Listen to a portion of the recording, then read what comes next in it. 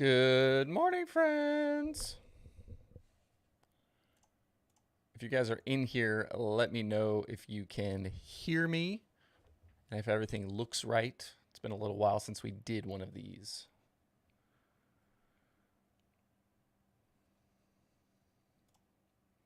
So I thought we were going to get to watch Chili Bowl practice live on Flow Racing, but apparently there's not coverage until 1 p.m.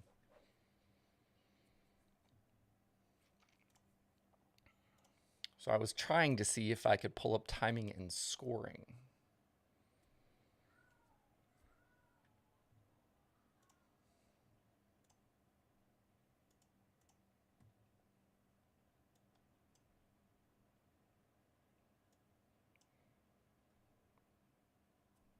All right, good on the audio and video. Glad everybody can hear me. Like I said, thanks for joining in. Happy Sunday morning. Happy Chili Bowl day. We'll have practice all day from Chili Bowl. I figured we could talk about the Chili Bowl stuff going on. We could talk about the pool. I've got the pool sheet loaded up so we can take a look at that as well if that's something you're interested in doing. Some changes to the Chili Bowl pool. We'll talk about some of the issues this year with the Chili Bowl pool, but we can certainly do that as well. We could talk about last night's Flow Racing or the Wild West Shootout as well if that's something you guys want to talk about.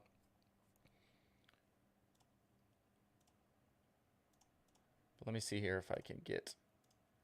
Does anybody know if they're doing live timing and scoring from the Chili Bowl today? Do I have to pay for the app?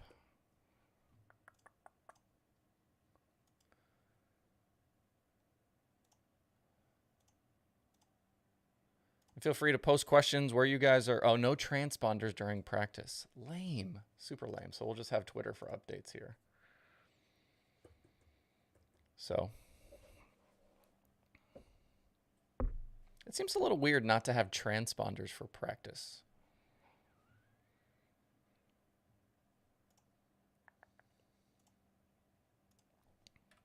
So are you guys going to play the Chili Bowl pool, or are you not because of the weirdness with how you pay this year?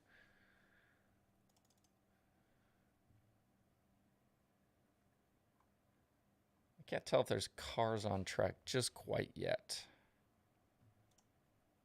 Looks like a lot of people are getting ready to go, but it doesn't seem as though we've had anyone roll out yet.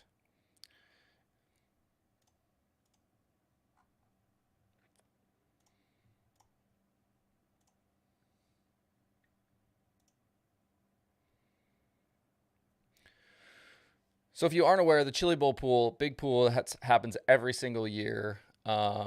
Normally, you would make your selections online, which you still do this year. You make your selections online, but then you paid through Cash App or PayPal or whatever Lonnie had going. Well, now I'm guessing Lonnie has had issues with the Cash App, with the payment apps. So now the only way to play the Chili Bowl pool is to pay in person at the Chili Bowl with either a cash or a check at the Swindell Speed Lab trailer, or you have to find Lonnie, or you have to reach out to him some way to make payment happen. So I'm guessing there won't be nearly as many people playing in the Chili Bowl pool as there have been in past years. So I guess we'll just wait and see how that kind of plays out. But I figured we could at the very least go through the sheet anyway. So we could, talk about things. It looks a little different this year. No Bell, no Larson has kind of changed up the way some of the groups are. So we'll just, we'll see what happens. This is so lame. I cannot believe they don't have coverage all day long. There's like no reason not to have coverage, I feel like.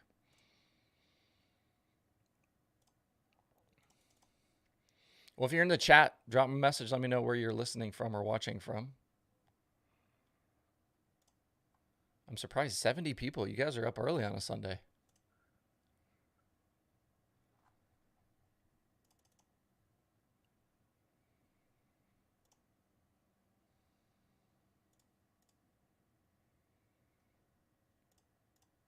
Are you guys going to the Chili Bowl?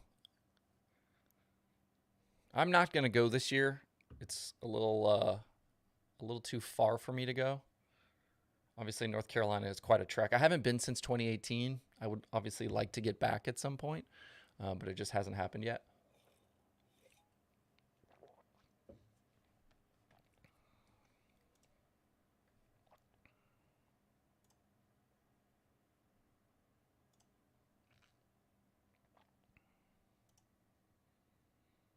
I've certainly had a lot of people ask me if I was going, but not this year, not in the cards.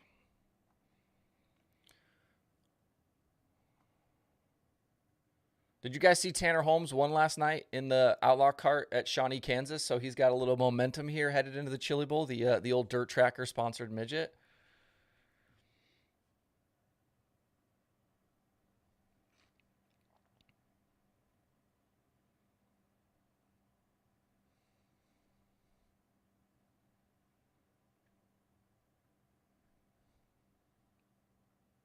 Yeah, he did. He got like $7,500 or something like that. It'll probably be more money he makes this, or more money than he makes this week at the Chili Bowl, unless he wins that thing.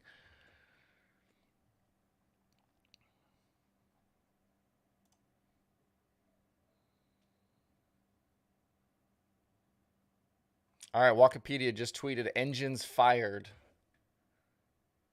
So we'll see how this goes. I'll be curious to see how quickly it takes for us to have on track incidents.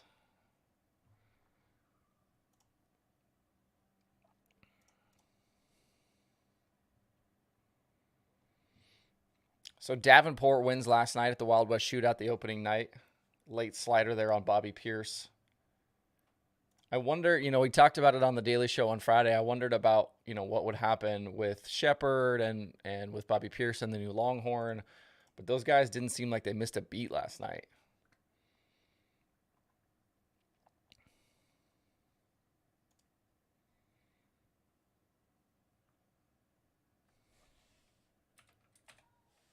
I feel like the money thing with the Chili Bowl is such an interesting conversation. The It's like the people that are super dedicated to the Chili Bowl obviously don't care what it pays, which I think is interesting. But then obviously there are a lot of people out there that do very much care what it pays, like they do for a lot of races.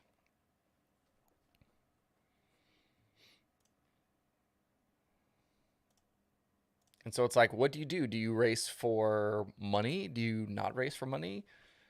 Obviously there are lots of races out there that don't pay that much to win that certainly get lots of cars.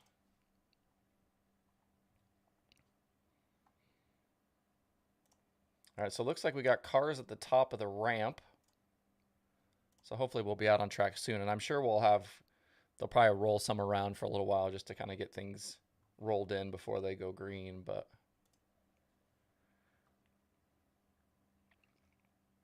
I do not know what Bell's reason is for not being at the Chili Bowl. I've heard rumors of different things, but there's been like nothing public. He has certainly said nothing. So I don't know exactly what the reasoning is for why Christopher Bell is not at the Chili Bowl.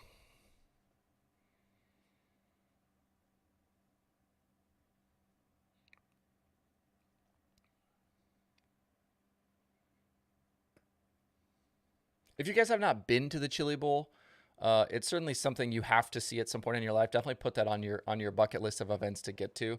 I've been twice now, and there is not a motorsports event on this planet like the Chili Bowl.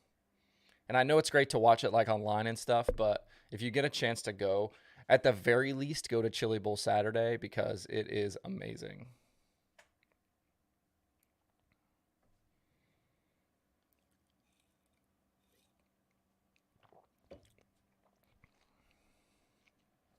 I like that we have Jonathan here. If you look at the chat, Jonathan Sawyer is in the building. He's updating us in the chat with what's happening. He says on track now, still under yellow. We have people inside the building watching this live stream. I think that's awesome.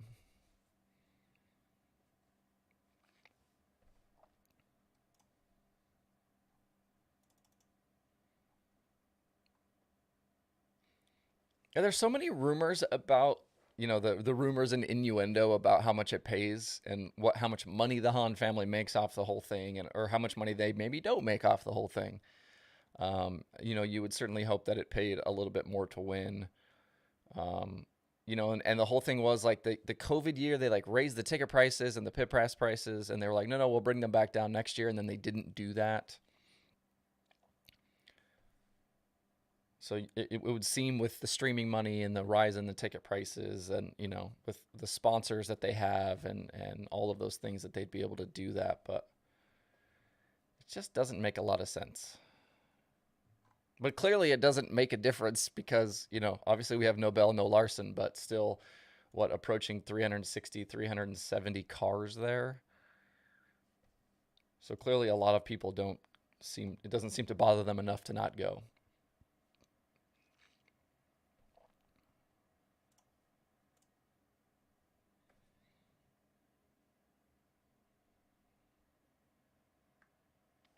Yeah, Maria, I watched the Larson thing.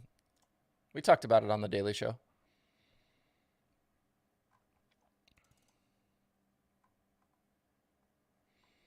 All right, Jonathan says we're green.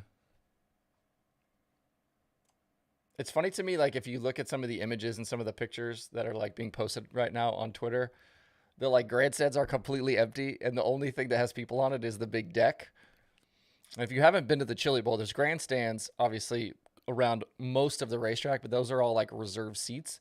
So if you just have a pit pass, the only place you can go to actually see the cars on track is they have this big wooden deck like right next to the ramp. And so everybody piles on there to watch because nobody has reserved seat tickets in the pit area.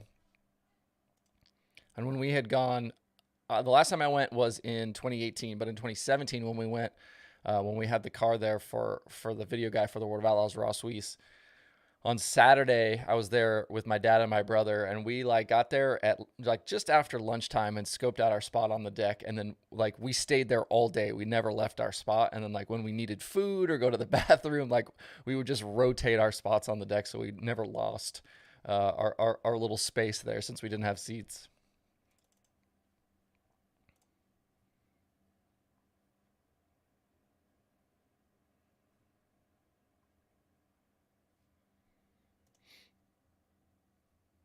Yeah, it would be nice if they had transponders on so we could get some sort of data about what is happening. If you're just jumping in, let me know in the chat where you guys are watching from. Certainly curious where everybody is.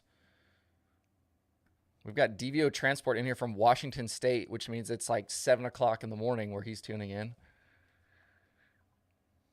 So up real early on a Sunday.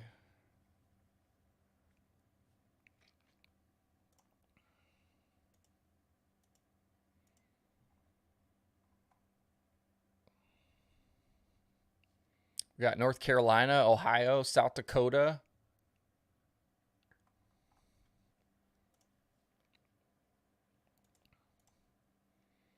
And if you guys are watching, make sure to hit the like button and subscribe to the channel if you don't do so already.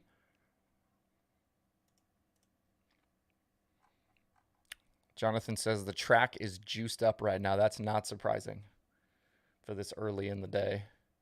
So if you don't know how this day is going to work, they start in the morning. There's 2 practice sessions. Everybody gets an opportunity to run in the morning up until sort of lunchtime-ish. They'll have 1 session, and then they'll flip the groups. And then so like if you were in the last group in the morning, you'll then be in the first group in the afternoon. And in between, they'll do a complete track rework, and then everybody will run back through in the afternoon. So you'll get 2 opportunities to be on the track. And hopefully, like unless you're like really in the middle, you'll get an opportunity to kind of see a couple of different track conditions.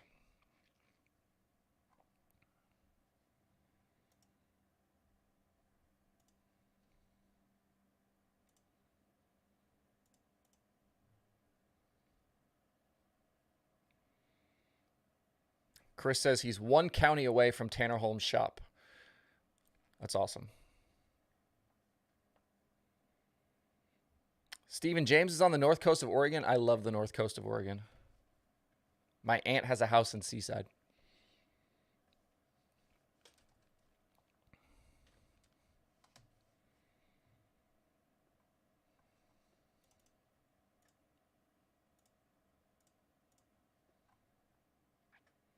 Wikipedia got videos up.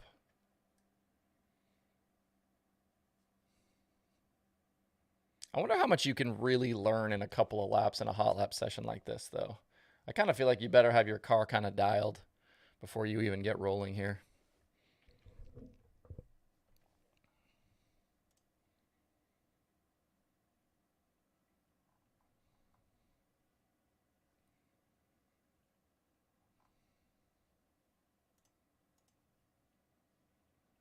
Flow is not live. Flo does not have live coverage today until 1 p.m. I screwed that up. I figured once cars were on track that Flo would be live. I mean, they were live all day for every single day of the Tulsa shootout, so I didn't know why they wouldn't be live for practice all day. But it sounds like Flo is only doing the afternoon sessions, which is a little disappointing. Like I thought, I got up thinking we'd have stuff to watch here. So instead, we're left with the updates we're getting on social media and obviously in the chat from Jonathan.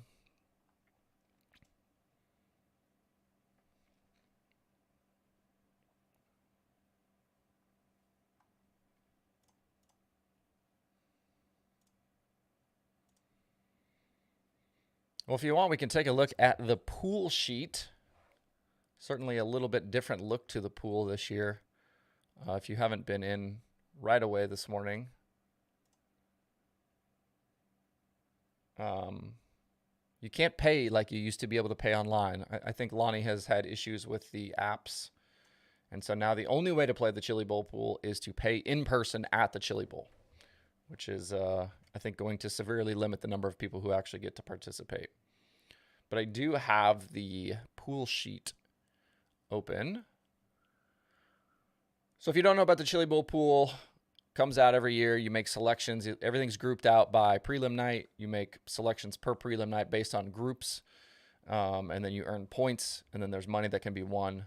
And if we look, last year's winner won $5,500. Obviously, I would expect this year's winner to make a lot less, just because I think a lot fewer people will be participating this year, just because it's so much more difficult to pay.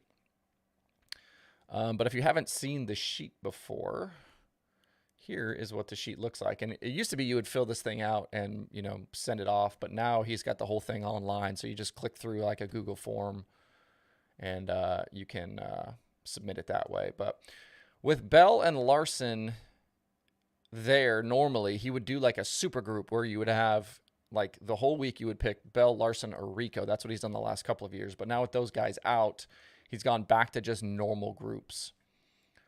So what you do is you just make one selection from each of these groups. And obviously you can see Monday, Tuesday, Wednesday. It's supposed to be group one is supposed to be kind of the top group for the night. And then from there, obviously the groups get larger. And then, obviously the people towards the back in group 7, you don't necessarily expect them to win. So it becomes much more difficult. And then you've got the 2 at-large groups, which are really kind of the cars who are kind of a little bit lower down the field. Maybe we don't have a lot of information on them. So,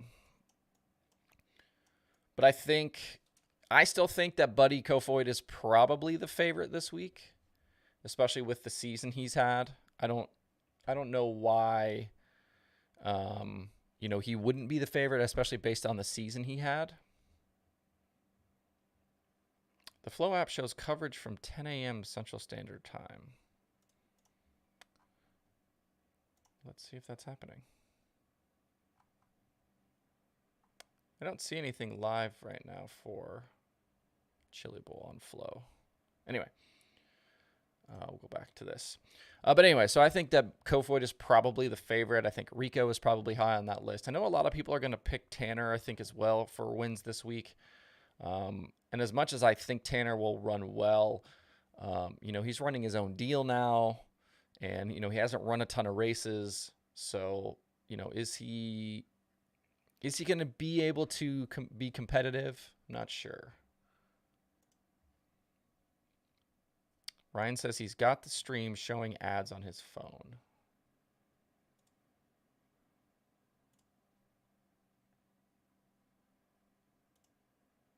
Let's click on it and see what happens. Everything I have says streaming begins at 1 p.m. Eastern.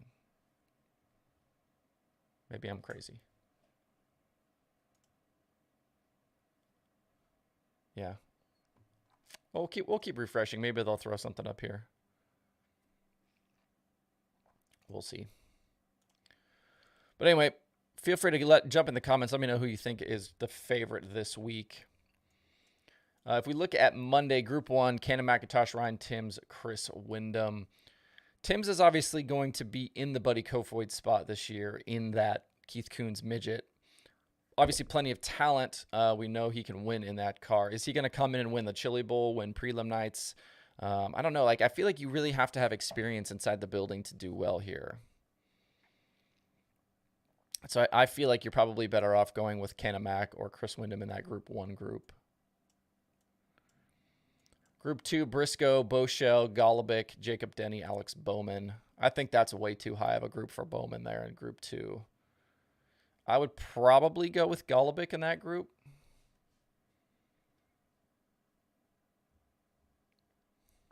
Everybody is saying they're having... Can you actually see anything on the stream on your phone?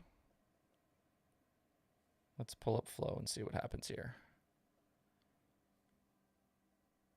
Live now. Get him out. Live events. I don't even see that it's on here.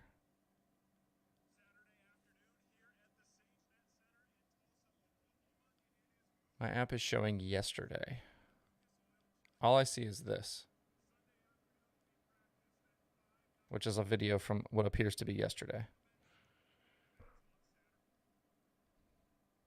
Interesting. All right. We'll keep checking. Group 3, Cap Henry, Nick Hoffman, TJ Smith, Gary Taylor, Trey Marcham, Kyle Spence, Jerry Coons Jr., and Tom Harris. Cap Henry's an interesting one. I do like Hoffman, too. Hoffman was at a Saturday B main last year. And I like that Hoffman is back for this event. Good to see that he's been cleared by his doctors to be able to compete. Obviously, he's getting ready for that full season of World of Outlaws late model competition. Gary Taylor in the Brian Dunlap machine. I think Dunlap is bringing 2 brand new cars this year to the Chili Bowl. Don says Tanner Holmes rookie upset. I would love to see that. Dirt Tracker in Victory Lane at the Chili Bowl would be amazing. Group 4, Monday, Ayrton Jennington, Alex Sewell, Noah Gash, Sean McClellan, Corey Schutte, Steven Snyder Jr., Daniel Adler, and Kevin Bayer. There's some interesting name things as I've been looking through the Chili Bowl entry list. You have Steven Snyder Jr. and Steven Snodder. There's also Jace Park and Jace Sparks. And I love that you have things like Kinzer Edwards and Jordan Kinzer. Monday, Group 5, and this is like, once you get kind of further back in the groups, these become like the really hard picks, and I feel like the ones where you really have to really dig for some information and try to like make some serious selections. It's like you get into a group like Group 5 on Monday. Paul White, Tony Bruce Jr., Cade Morton, Xavier Doney, Garrett Williamson, Emilio Hoover, Jeff Champagne, Howard Moore, Kyler Johnson, Tanner. How is Tanner in a Group 5? Come on.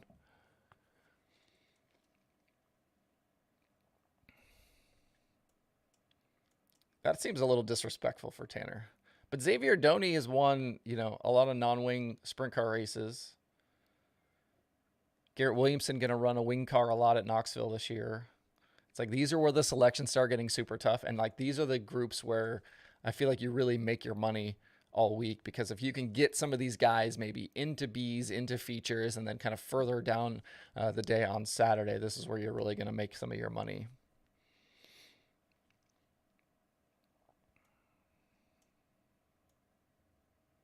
Johnny Murdoch. When we took Ross to the Chili Bowl in 2017 to run, we rented a car from Johnny Murdoch for Ross to run. I love Johnny. He is one of the nicest people you will ever meet in your life. If you go to the Chili Bowl, make sure to go find Johnny and say hi. So that's most of Group 1, or Day 1 there. Tuesday, Michael Pickens, Buddy Kofoid, Beeson. I think the easy pick in Group 1 for Tuesday is Kofoid. That seems like a super easy pick to me. Group 2, Persley, McCready, Zach Dom, Kaylee Bryson, Damian Gardner. That feels like probably Dazen or maybe Dom. I feel like McCready, obviously he's won the Chili Bowl, but is he going to, you know, be up front? And I feel like Damian Gardner is often feast or famine. Group 3, Kyle Jones, Riley Kreisel, Chance Crum, Jake Buback, Colton Hardy, Devin Borden, Mariah E., Jade Avedizian. I like Chance Crum a lot. I would probably pick him in that group. He's actually somebody I've interviewed before.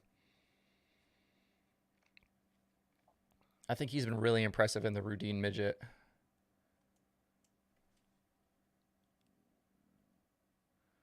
John says, hard to not pick Kofoy, but what about the female drivers? The problem with some of the female drivers, right, is like they have so little experience, and that's, something I just mentioned earlier is you don't come into the Chili Bowl and win as a rookie. That just doesn't happen. And so like Mariah, Jade, some of them, like they're not going to, you got to come in and kind of find your place, I think, a little bit in the building. And, obviously we saw Kaylee have a decent Saturday last year, became, one of the first women to get as far as she did. What was she in a Saturday B main? And then, to have the kind of day that she did. What exactly did Kaylee do last year? Let's go look. I have the worst memory in the world, so I always have to look things up. But I feel like, you're not going to come into the Chili Bowl and immediately have a ton of experience. Yeah, Kaylee was in the feature last year. That's right. So Kaylee finished 18th in the feature. She was the first woman to transfer into a B main. And I like Jade. I actually got to meet Jade this year.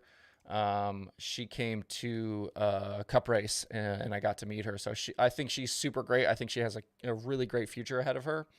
And actually I had a chance to talk to, I went out when Tanner tested at Millbridge here a couple weeks ago. I got a chance to talk to Chad a little bit about her, but, super talented. Obviously, we've seen her win races with Extreme and I think, a USAC win is probably not far off, but again, like you just don't come into the Chili Bowl and immediately run up front. It's just, there's so much luck involved and you kind of got to know when to pick your spots.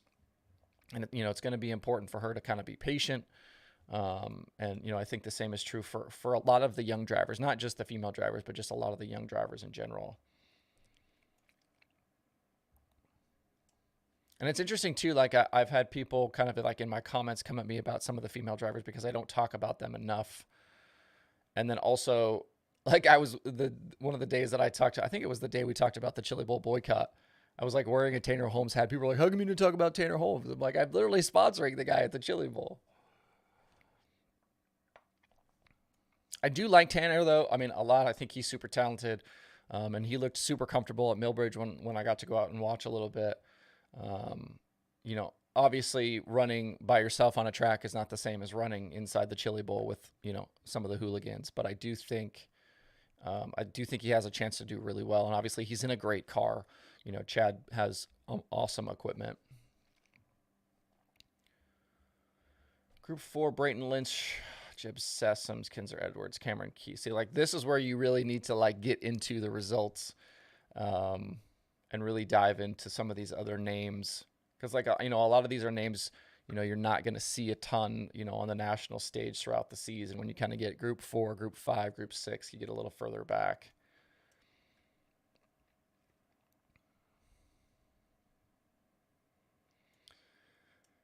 Yeah, Jade is in a decent group. I still like Chance better. I think Chance was super impressive. I would probably pick him in that Group 3. Devin Borden is an interesting one. Obviously, we've seen him run well in Pennsylvania in the sprint car. But I don't know how much midget experience he's got. The rest of those Tuesday groups.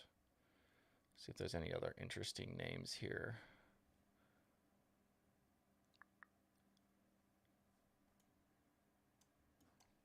Slide back out here. Look at Wednesday. Timez, Rico, Mitchell, Moles in that Wednesday Group 1. Probably go with Rico there. As even like Rico doesn't run hardly the midget at all anymore, but I still think he's got plenty of juice inside the building. What's happening right now? Have we had any incidents yet?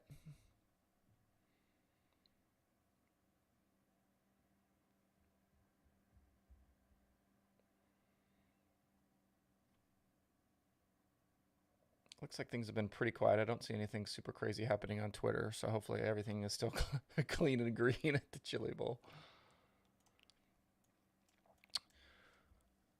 Group 2. Brett says my picture is dark. Here, I can adjust the...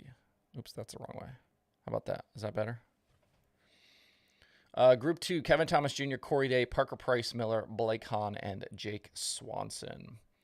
That's a tough group to pick. I would probably go either with Corey Day or Jake Swanson in that Wednesday group 2. I feel like Corey Day is very similar to like Tim's, some of these young guys. Like just super impressive, you know, make good decisions, super fast. Day is definitely one I think that has a bright future there.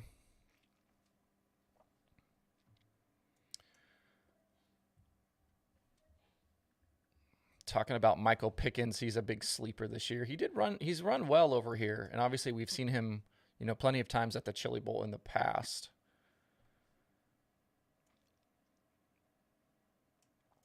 Group 3, Sammy, Justin Peck, Trey Gropp, Hayford Teep, Travis Berryhill, Taylor Reimer, Ronnie Gardner, Brent Cruz.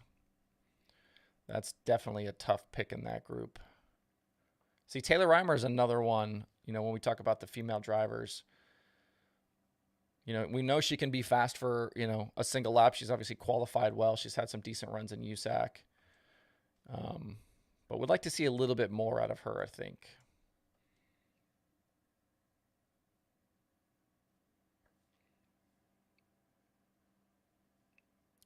That group is an interesting one, though. See, this is where it gets tough with these groups. It's like Sammy could be like, you know, in a D main, or Sammy could, you know, win a feature. Like, you just don't know from him right now. I probably wouldn't pick him, though. I would probably go with somebody like Peck or maybe Ronnie Gardner. Even Cruz. I think Cruz is super talented. But, you know, he seems to be more interested in the pavement stuff. I know he ran a lot of Trans Am this year. Group 4, Brandon Welty, Cody Swanson, Chip Bester, Crockett, Matt Westfall, Cade Lewis, Colton Cottle, Chad Baysflug. RASY practice isn't live on Flow right now. I have no idea. I wish it was live. I thought it was going to be live, which is why I started the stream at the time I did.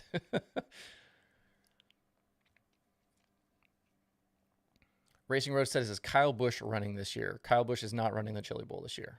I don't think Kyle Busch ran the Chili Bowl last year. He's been doing the Tulsa Shootout.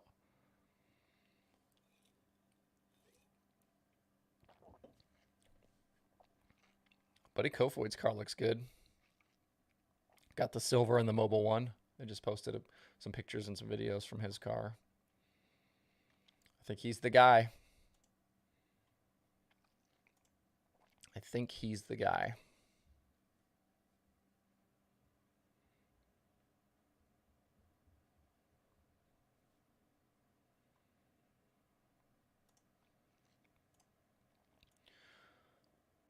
Group 5. Tanner Berryhill, Jake Neal, Carson Elledge, Max McLaughlin, Hayden Reinbold, Jake Andriotti, Billy Vanenwegen. I always screw his name up. Ricky Thornton Jr., Mitchell Davis, Tony Gomes. Ricky Thornton Jr., I love that he is like running the shootout. He's in the Chili Bowl. I wish we saw like more crossover from these guys. Super impressive at the shootout was Ricky Thornton Jr. And it's interesting that he has this opportunity to go race the Wild West shootout, you know, make big money all week, but instead is playing at the Chili Bowl. I love that.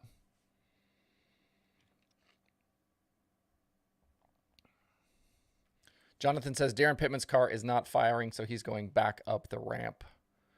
Darren Pittman in a Matt Wood car this year. A little bit of a change there for Pittman.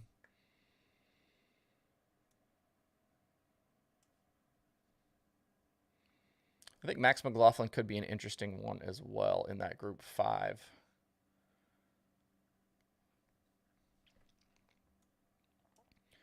Group 6, Glenn Stiers, Carson Souza, Ashton Torgerson, Colby Stubblefield, Landon Brooks, Shelby Hinton, Rylan Gray, Caleb Henry, Sean Jackson, Kevin Cook, Carson Hocevar, and Danny Wood. Carson Hocevar, NASCAR driver Carson Hocevar. Caleb Henry is interesting, and I think Caleb Henry is not getting enough respect in Group 6. Caleb has been super impressive in a sprint car out on the West Coast, out in California, getting this opportunity to run for Cruz Pedregon. Caleb's another one I got to meet this year.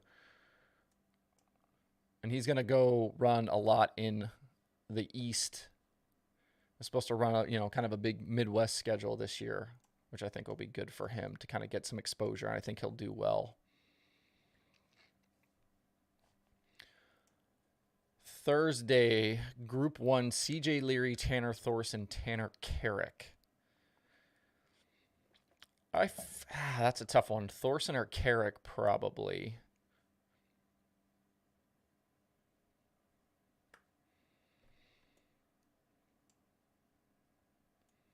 Carrick is another one of those. I feel like you watch him sometimes and you're like, man, that guy's super talented. He wins a lot of races. And then sometimes he does boneheaded stuff like wrecking Jade, like he did late in the year out there in California.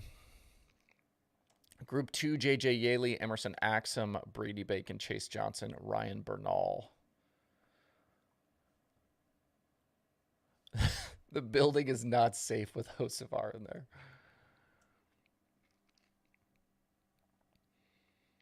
Group 2, I would probably do Axum, I'm guessing. Reinbold Underwood car. Obviously, we didn't see him a ton in the midget this last year, but, ran well at the shootout. Group 3, Jacob Allen, Jake Newman, Shane Cockrum, Jaden Rogers, Steve Buckwalter, Danny Stratton, Joby Miller, Dominic Gordon. See, how does he have Caleb Henry like way back, but he's got Jacob Allen in Group 3? Jacob's never been to the Chili Bowl before.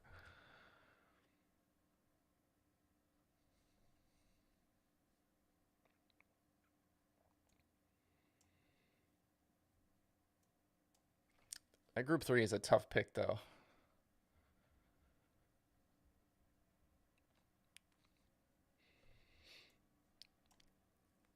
Maybe Joe B in that group.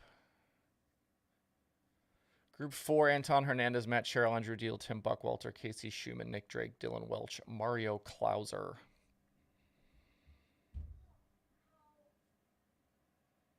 Schumann is an interesting one in the Dunlap car. Dylan Welch driving for Abacus this year.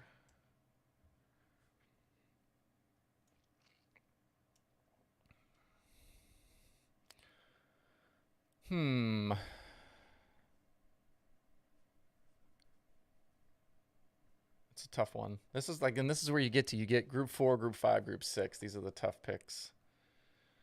What other names do we got back here?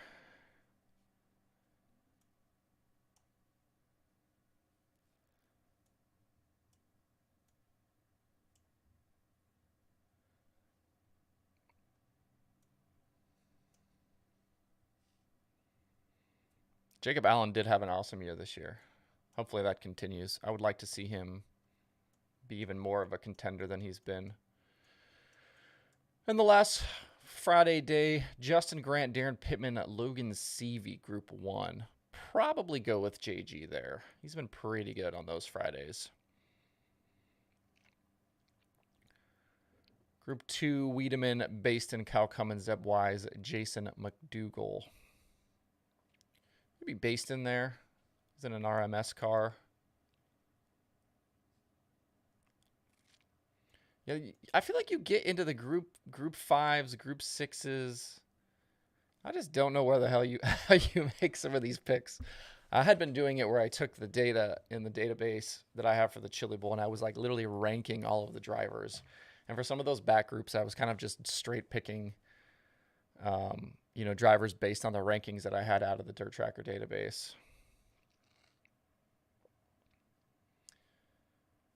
Santino Ferrucci, he ought to be a weapon. Todd Cleaver. There's a name you haven't heard in probably 5 or 10 years. I think he ran the Chili Bowl last year, though. Group 3, Felker, Boyles, Michael Facino, Alex Bright, Ethan Mitchell, Shane Cottle, Hunter Schoenberg, Brenham Crouch. Maybe Bright there. Obviously, Schoenberg's been at the Chili Bowl a lot.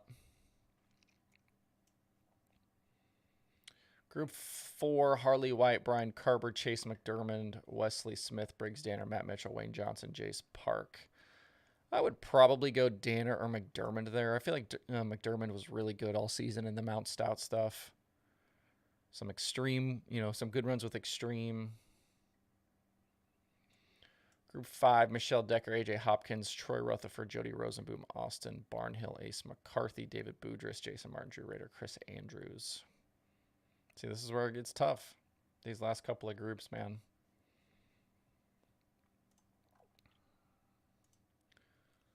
See what's happening on Twitter.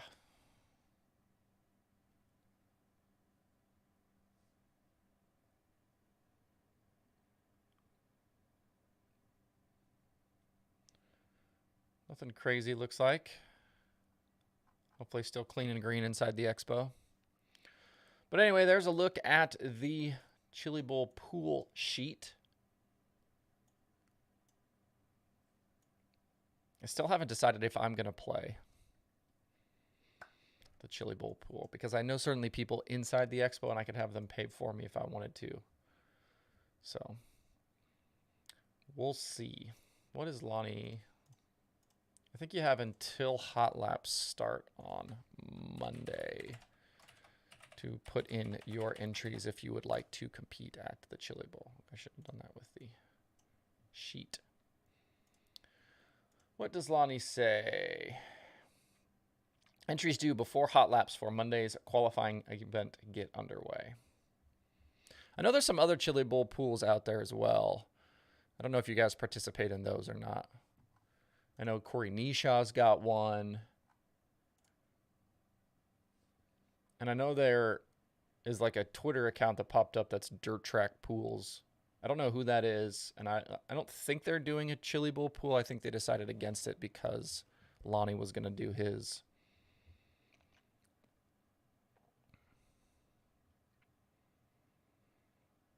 Yeah, RA asked if Tanner won the bonus money for leading laps. He won, I think, $7,500 last night.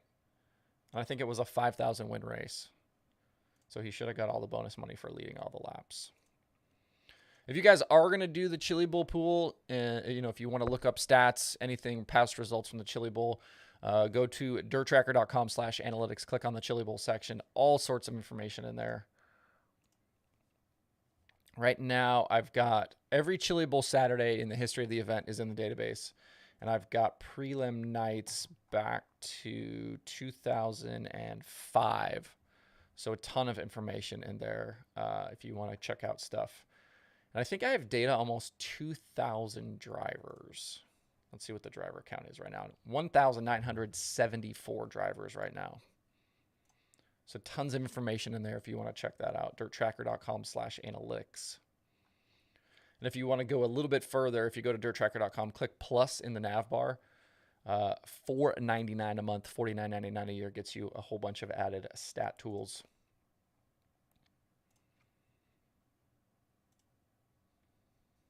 Dirt Tracker Plus. So like if you look at the Dirt Tracker world, right? Like I have the little bit of money that I try to make on everything. I've got the ads on the YouTube videos. I've got merch, and I've got Dirt Tracker Plus. So those are kind of the various ways you can support. You can also become a channel member on YouTube. I think it's $2.99 a month if you want to be a channel member.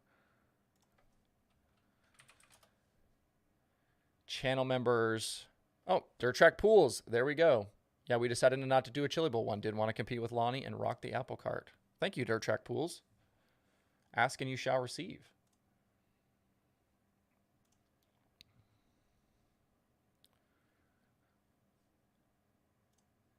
But if you are curious about the membership program, you can click on the membership tab or the join buttons on the video or over at youtube.com/dirttracker.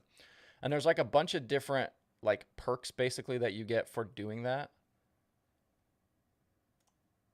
So if you join as a channel member for whatever, $2.99 a month, you get like custom like icons and stuff to use in the chat. You get like a little marker. Like if you look through the chat right now, if you look at like Dustin, for example, Dustin German, he's got the little tire icon next to his name because he's a channel member.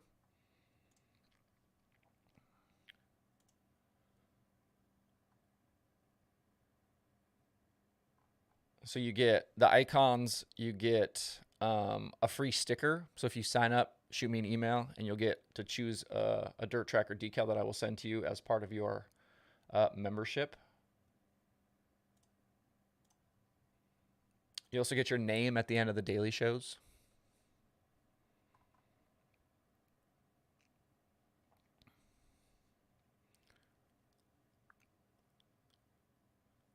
That's the car count for this. No, no, no. The car count for the Chili Bowl is like 360, 361, something like that. We'll see how many end up actually signing in. It'll probably be less than that.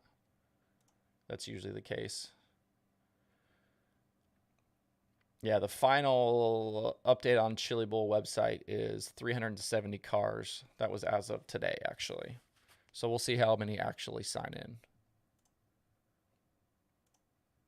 It'll probably be less than that because I'm sure that there are probably still some TBAs and some other stuff on here. Some other people won't show.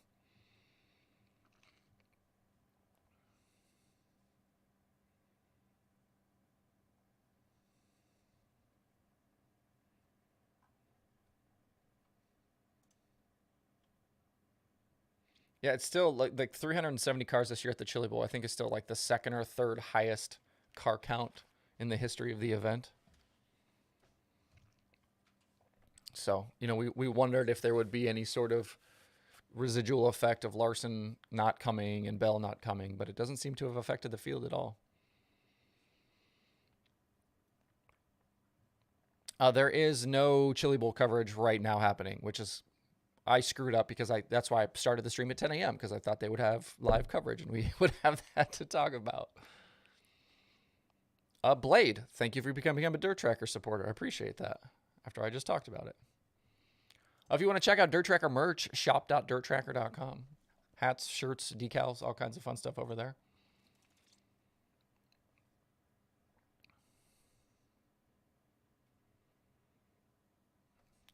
Thanks, Josh. Appreciate it. Make sure you send me an email with which decal you want. We'll get that sent out to you. If you want to see what the decals look like, here's the sprint car one. I also have a late model decal. And then we have the nice big logo decals. And if you look, they're actually behind me on the sticker board as well back here.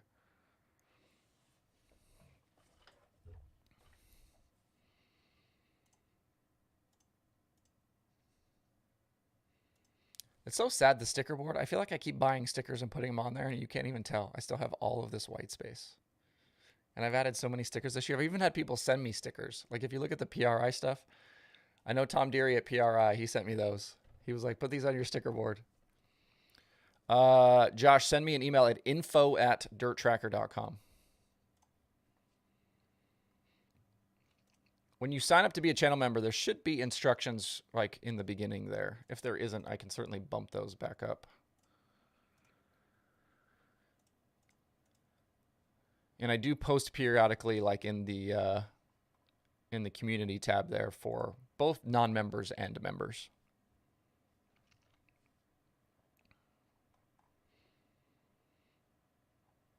Am I going to host a podcast with the winner? I don't know.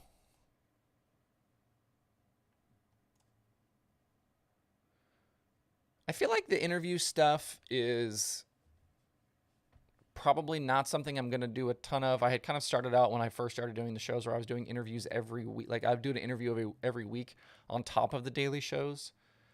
But it seems to me like there's so many shows now doing interviews. And I feel like when I post interviews, unless it's like the last one that I did with Brad Sweet or, you know, like the ones I've done with Joshua Joyner from Hunt the Front, a lot of those interview shows like don't do super well in terms of like viewership and downloads, which makes me think that people aren't super interested in that. And it's like, it's a lot of work to do those interview episodes. And so I haven't done a ton of them just because they don't really seem to move the needle. And so it's like, if I do an interview, it's going to be something like I did with Brad where, you know, we can, you know, really make something out of it.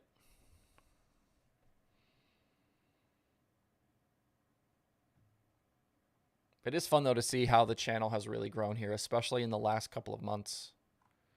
You know, I was hoping we were going to get to 10,000 subscribers by the end of the year, and we were way past that. Obviously, we're at over 13,000 now.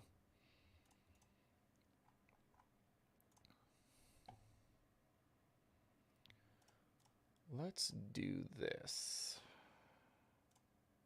All right, we're going to do a poll.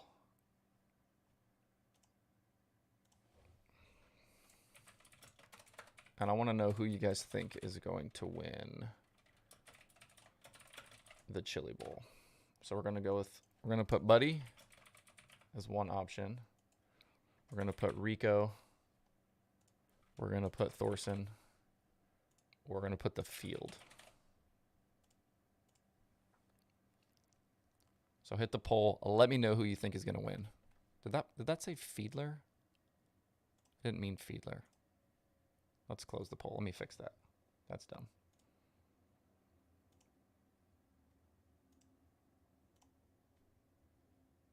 We're going to do that again because I can't type. Chili Bowl winner. Buddy, Rico, Thorson, or the field. Still can't type. Here we go. Here we go.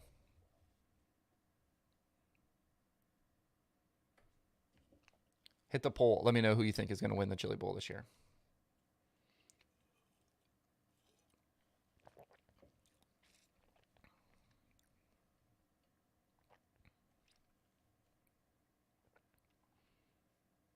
Dirt Track Pool says Grant gets his first. Can Timez behave himself to win the Chili Bowl? Can he do that like enough? Slide or die just doesn't work in the Chili Bowl.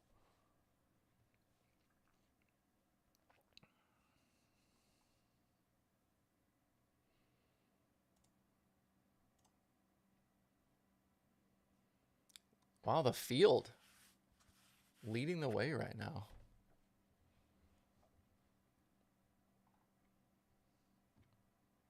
Like, obviously, Timez has more than enough talent, has got a way good car, but can he behave himself enough to do it? I just don't know.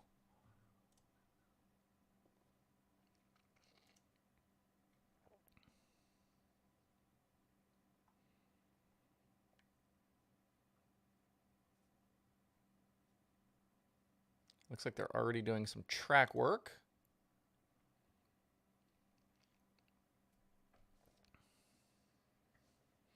Buddy wins the Chili Bowl and the million?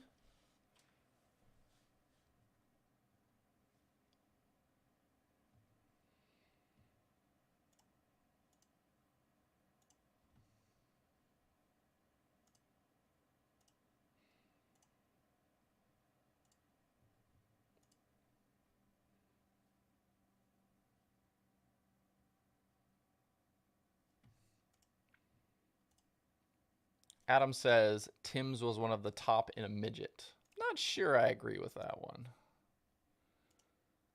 Obviously, we know Tim's can win, but Tim's can also have not good runs also.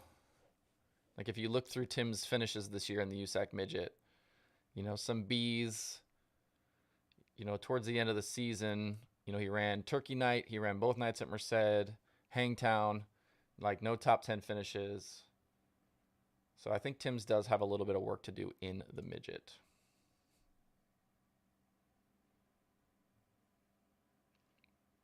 Josh wants to know what if I would ever do an interview with Tanner. Which Tanner do you mean? Tanner Thorson, Tanner Holmes? There's a few of those group picks that I'm a little surprised about in there.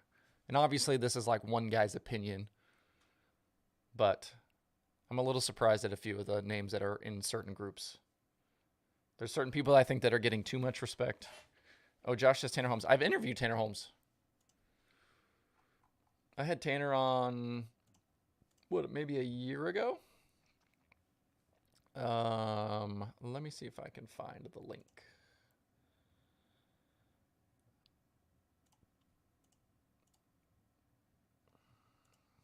Where is the Tanner Holmes interview? I interviewed Tanner. Oops.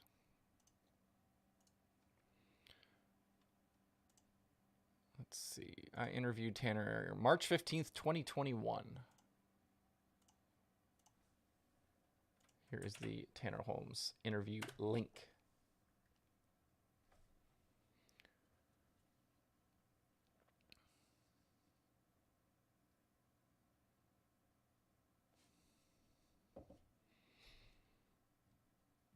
All right.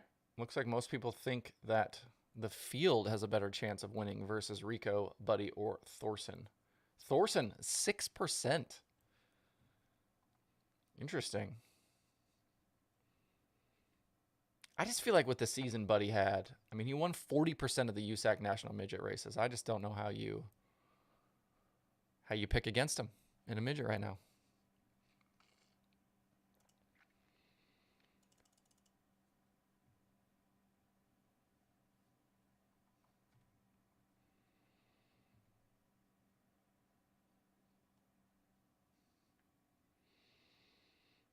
Chase Briscoe with the Mahindra car.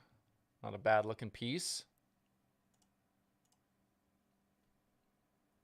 How did Buddy do in the Expo last year? Buddy had a pretty good year. He won his prelim night. I think he was a top 10 finisher on Saturday. Let's go look.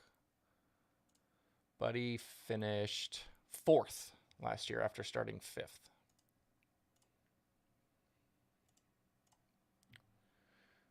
Buddy has been in 3 Chili Bowls now. 2020 was his first year. 3rd on his prelim night, 7th in the feature. Second year, 2nd on his prelim night, 19th in the feature. Last year, won his prelim night and 4th in the Saturday main event. So Buddy has been in every single feature in every single Chili Bowl he's participated in. All right, I'm going to end the poll.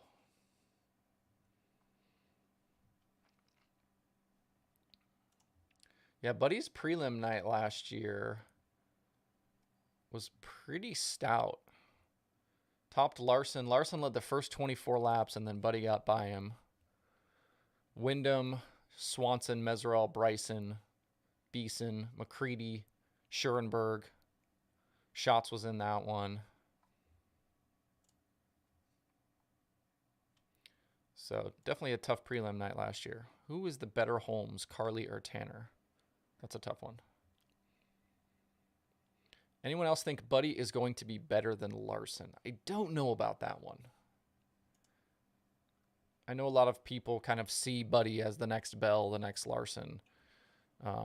But we'll have to see if he gets the pavement opportunities. I just don't know that he will. I felt like this year was kind of telling, or like 2023 and his plans for 2023 seem to be kind of telling about what his future may hold. And the fact that he's kind of focusing more on dirt stuff and going with the sprint car, I just don't know what the pavement future holds for Buddy.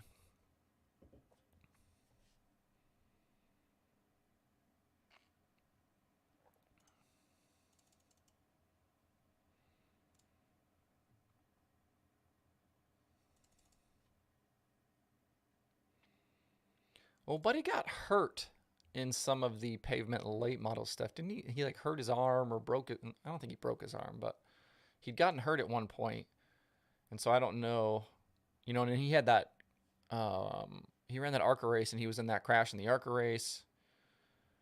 So I don't know. Like he's so good though, like in sprint cars, and like selfishly, I would like to see him stay in a sprint car just because I think he could be one of the greatest ever to run sprint cars.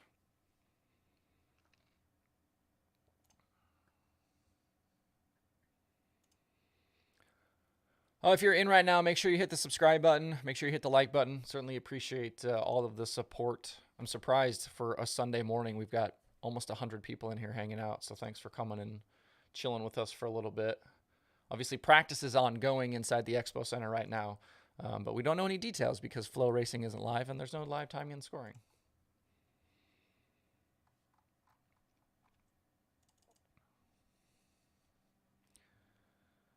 Wikipedia just tweeted, hour into practice with no surprises. Track is widening out as we're through 6 sessions. First flip of the week honor is still up for grabs.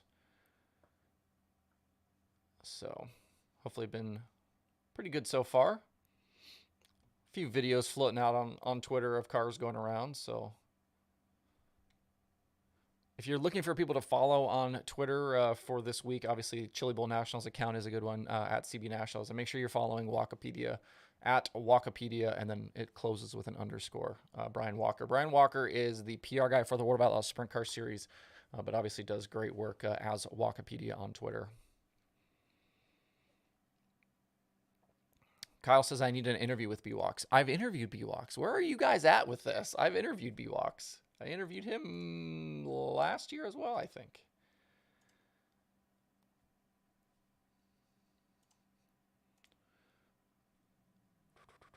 let's see, when did I interview B-Walks? B-Walks. Oh, we talked Indiana Midget Week in 2021, I think. We did it while he was in a hotel room on the road. Yep. Dirt Track Pool says they're waiting on Hoffapedia. Will there be a Hoffapedia? Because he tweeted that, or he was like tweeting at B-Walks that he's got too much work to do for the late model. He's not even staying all week.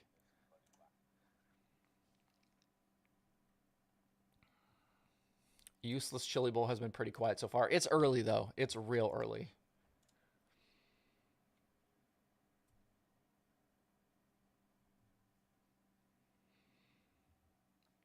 Dirt Track Pools, I think he said possibly Thursday night. Yeah, we'll see.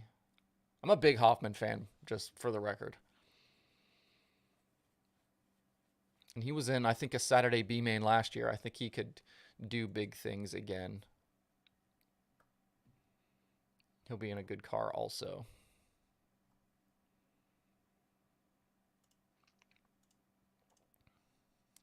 Johnny Wingo is a solid follow.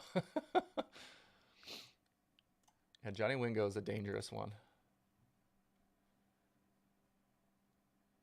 Dangerous, dangerous.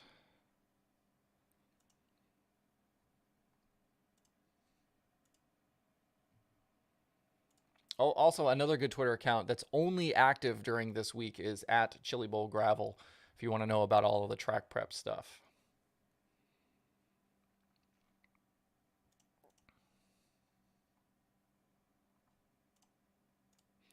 Spence, I did see that. Was that your tweet to me? Somebody tweeted that at me. Now I can't find it. There is going to be late models at Bristol this year, but it's crate late models. Where did that tweet go? I had it somewhere. Which isn't surprising that they're going to do something there. Obviously, it's not going to be to the scale of the World of Outlaws or XR at Bristol. But it's probably a good idea to do something there just to help get the track kind of run in the right direction. But yeah, at Chili Bowl Gravel is Brad Chandler, who handles all of the track prep for the Chili Bowl stuff right now. He's a good follow this week. So he gets on there and kind of tells you about his thought process. And he's already tweeted this morning. He said, in an effort to clean up the top of the Chili Bowl Nationals Expo Raceway, we just went out and tilled the larger chunks of material, which will make it easier to throw it out of the groove. We do not want to roll these chunks down as it sticks it all back together. So good stuff there from Chili Bowl Gravel if you are curious about the way track prep goes inside the building. Who is your upset pick to win or get a top 5? I don't know that I have any super upset thoughts. I mean, this is definitely one of the most wide open Chili Bowls we've had in a long time. I feel like there's a lot of names that wouldn't surprise me. You know, if you look at last year's main event, I mean, Dylan Welch was in the feature last year. You know, Chase Johnson was in the feature last year. We had Kaylee. You know, I always think, you know, I feel like Golubic is usually one that can run well. So I'm not sure about surprise pick. Do you think Chili Bowl has more excitement with a lot of better guys not racing or less excitement? I think it's going to be more exciting. And really, like, the only guys who are really missing are Bell Larson, and I haven't even said his name, but Tyler Courtney. Those 3 guys are really the only ones not racing this year. And we know, like, David Gravel's not racing. We know Brad Sweet's not racing. But, like, those guys aren't going to win the Chili Bowl anyway.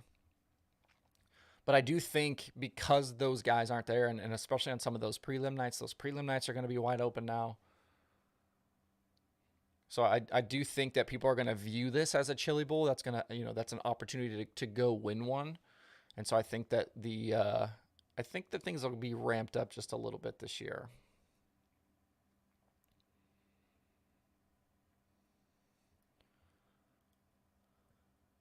Thoughts on Axum? I do like Axum. Obviously, we know he ran well at the shootout.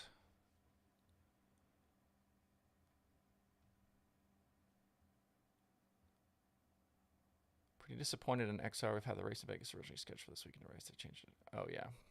There's a lot of changes with the XR stuff right now. I know they're trying to, figure out, kind of get their footing. You come out, you make a big splash in the first year, but if it doesn't work, then obviously you're going to have to kind of change things around a little bit to get to a model that does work.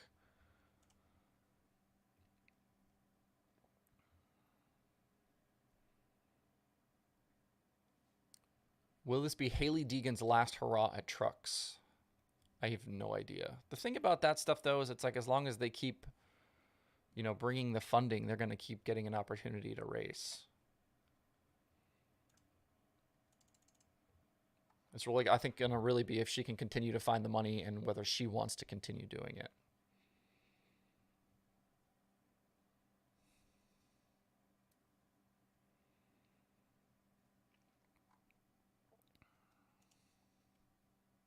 We will obviously be talking about the Chili Bowl all week on the daily as well.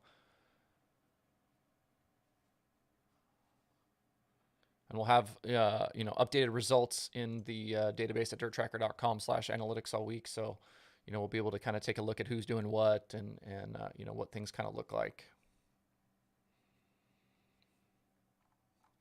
Kyle says McDougal should have a good run.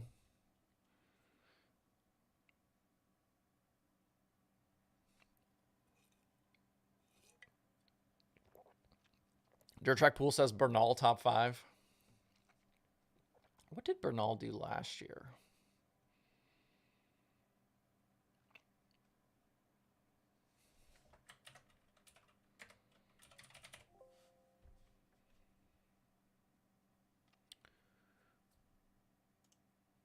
I don't know what Bernal did last year.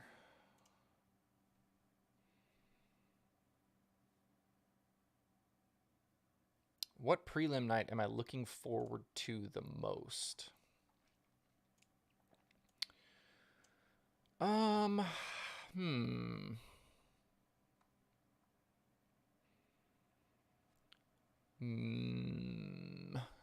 Maybe Tuesday?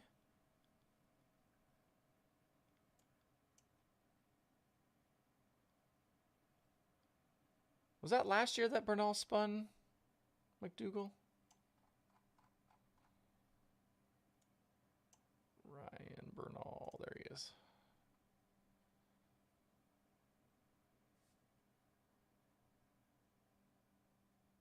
Did Bernal not run? Yeah, that was 2021. I've got Bernal as a DNS and a D last year. And then he doesn't appear on Chili Bowl Saturday. Oh, that's right. Dirt Track Pools. Bernal got cleaned out by Chuck McGilvery in his heat and totaled the car. Copy.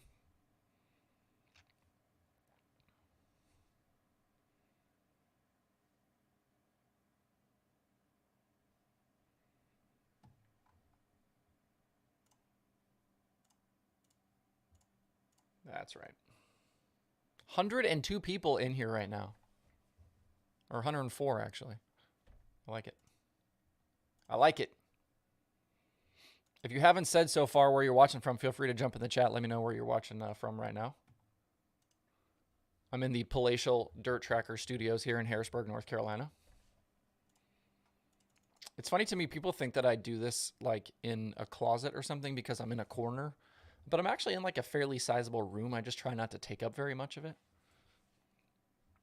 If you go look at some of my older videos when I had the GoPro up, you could actually kind of see my whole corner here.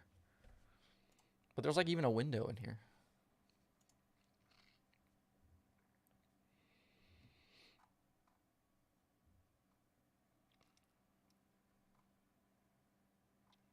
Josh is from the Central Valley in California. Welcome. Early out in California right now.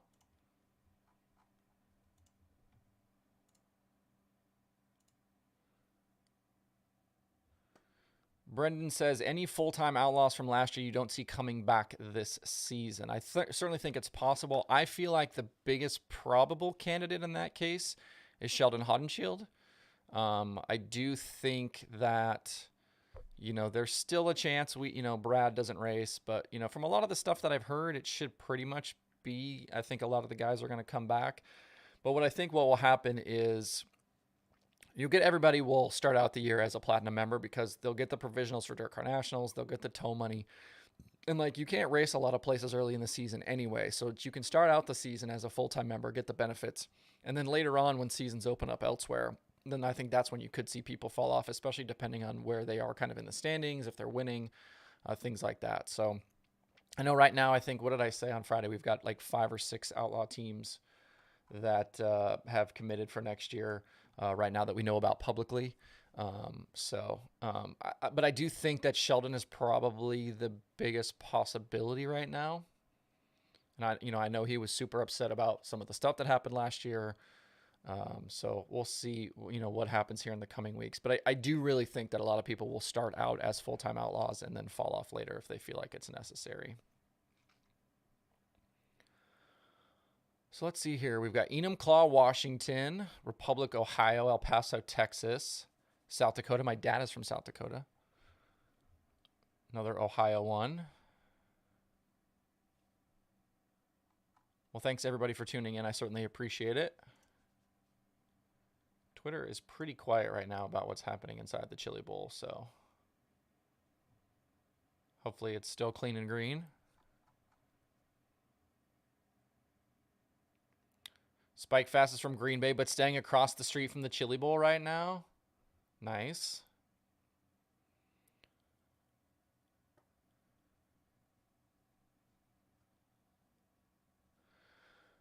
Eric says, thinks Stenhouse wasn't happy and likely Sunshine goes to Outlaw, so they will still have NOS. Yeah, that's true. I've heard some things, too, about the way the NOS sponsorship works for Sheldon, so I'm not sure. I think there is still a chance that they are back, but again, we'll have to just kind of wait and see how it all plays out. Georgia, Indiana, Sioux Falls. Clayton is in Perth, Western Australia. Ooh, we got a Canada. Victoria, BC.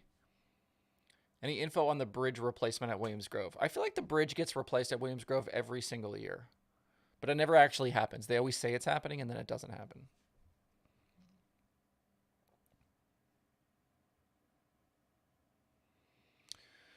Joshua says, in the Platinum agreement, if they start out Platinum, do they get tow money instantly, or is that paid at the end of the year with certain percentage of races attended? No, you get tow money from the jump. You just get less tow money. So, like, the more teams, like if you have more status, if you finish up higher in the points, you get more tow money than the teams further down the list.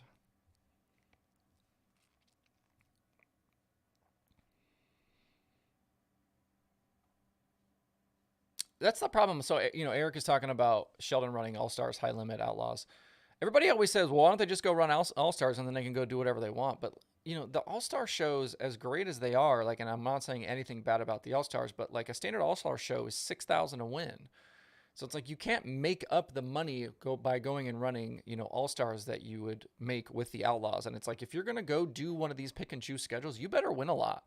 We've talked about that in the past here on the Daily Show, but it's, the amount of winning and the amount of money that you're going to make up for the fact that you're not getting those benefits. You're not getting the tow money. You're not getting the point fund. You're not getting the bonuses. And the other part that's a big deal for somebody like Sheldon especially is the merch. Like if you are going to go to an Outlaw show and you can't park your merch trailer in the midway, like that's a lot of money you're going to give up in those instances. So I think, there's a lot of factors here for these guys, and you can't just go say, I'm going to go run the All-Stars and win the championship and make up the difference. Like you're not going to do it. And we talked about Brent Marks, we talked about Anthony Macri, and, the amount of races that these guys have to run to try to make that money. Marks ran more races than every Outlaw driver. Macri ran almost 100 shows. Justin Peck ran almost 100 shows. So it's like, these guys talk about wanting to be home more, right? Like it's like, oh, well, Brent Marks, he got to run this pick and choose schedule and be home more. But actually, Marks ran more races. So maybe he was home an extra weekend, but he still found a way to run more races. And I know a lot of those races happen in Pennsylvania, but still. So we got San Francisco, Chicago.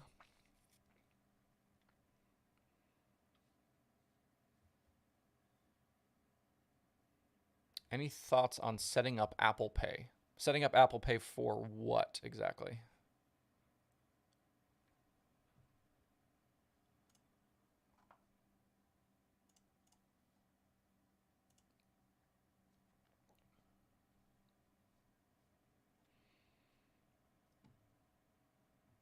Grandstands for Sunday practice are open and free to come check out the teams. So if you're in the Tulsa area, you can go watch Chili Bowl practice for free today. Setting up Apple Pay to purchase merchandise. I mean, I could certainly look into it.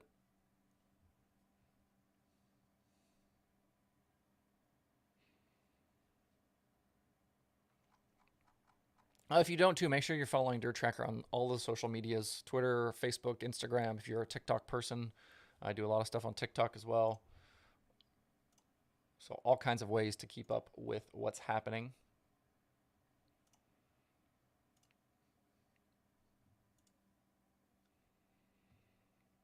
Spikefash says, should I go to practice? If you want to. It's certainly open. I mean, it's not racing, but you can go hang out. That's one of my favorite things about the Chili Bowl, though, is like I talked about this on a podcast earlier this week, but if you go to Chili Bowl, like if you end up going to like a cup race, for example, or you end up going to some of the other big stuff, like think about Kyle Larson, and obviously Kyle Larson's not there this year, but he will be back. But, some of these other big names, you can't just like walk up to some of these drivers at some places, but you can do that in the Chili Bowl. And you'd be surprised that the people that go to the Chili Bowl that are just hanging out. And whether they're drivers or other industry people, there's a lot of people that go to the Chili Bowl just to hang out, and you can rub shoulders and talk to a lot of people inside that building. Yeah, if you want to also listen to the interview shows and the daily shows, you don't just have to watch them on YouTube. They're also available on Apple Podcasts and Spotify and basically, Google Music. Wherever you get podcasts, you can find the Dirt Tracker shows.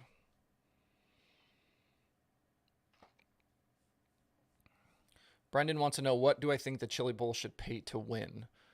I mean, I do think it should pay more than it pays now. Even if they could get it to 25,000 to win, bump the prelim nights up, bump it up to, at least 25,000 to win. I think that would, like, you think about how crazy the Chili Bowl is right now, and if you throw a little bit of money on top of it, I think you get even more cars, and I think you would get even, more entertainment because of that. But Emmett Hahn says he doesn't have it, so I don't know.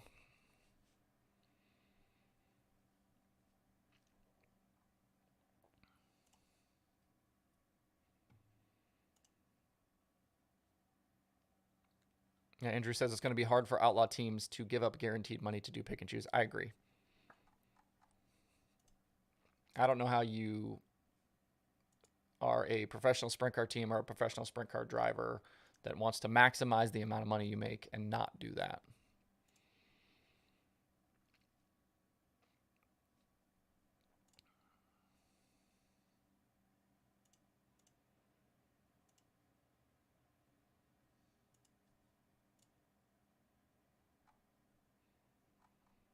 What racing do you guys, do you guys go to races a lot? What tracks are you guys near?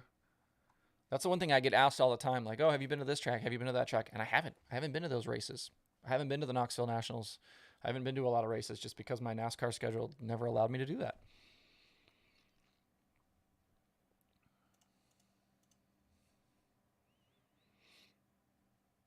How can drivers even afford to run the Chili Bowl? Well, obviously there are, a lot of people that are bringing sponsors, bringing money to this event. And if you look at somebody like Keith Coons or Chad, you can get one of those cars if you bring a check. So those teams are doing fine.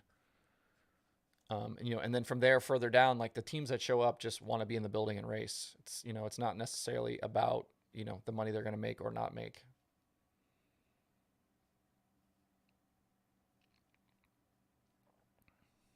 Do you think any driver from KKM could win the Chili Bowl any night? I certainly think there's some good ones in there. Obviously Buddy and Rico are, the two top drivers there. Excuse me. Will Davenport win more this year than last? I don't think so.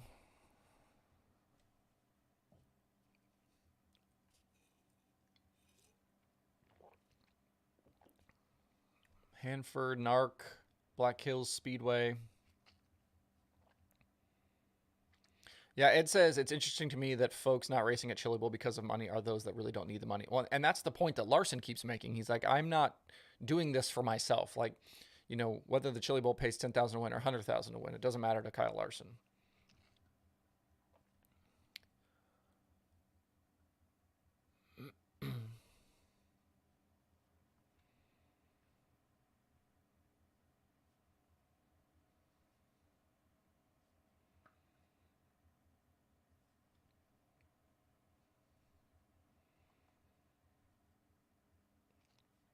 I feel like I want to try to get out. I'm kind of thinking I'm winding down my NASCAR career, so I'm hoping to maybe do some more dirt racing stuff this year, get to some more shows, maybe do a few bucket list things.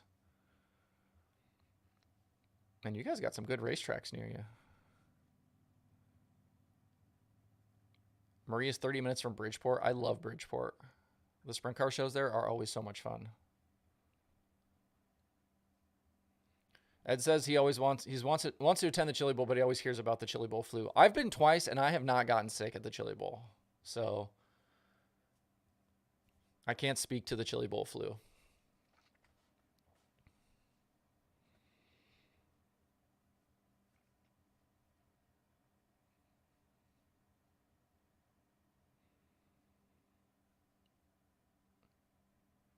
Yeah, Andrew says it's going to be very hard for Davenport or Marks to repeat last year's money win. Well, Davenport won't because there's no Eldora Million for the late models this year. So obviously we'll have a sprint car driver who makes over $1 million this year, easy. Depending on who wins that deal. And the Marks thing continues to be interesting to me because people always point to him. He won all of this money running the pick and choose schedule, but he won $276,000. Almost half of his winnings came from one weekend at Eldora.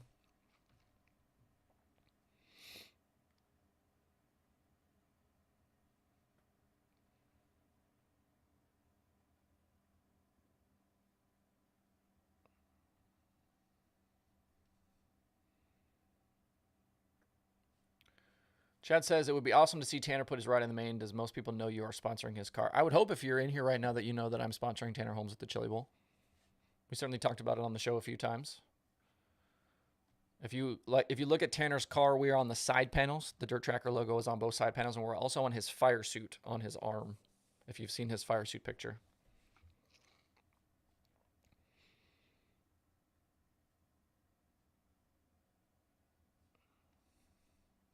DVO Transport says, got so sick, not sure if it was Lenny's or the Expo.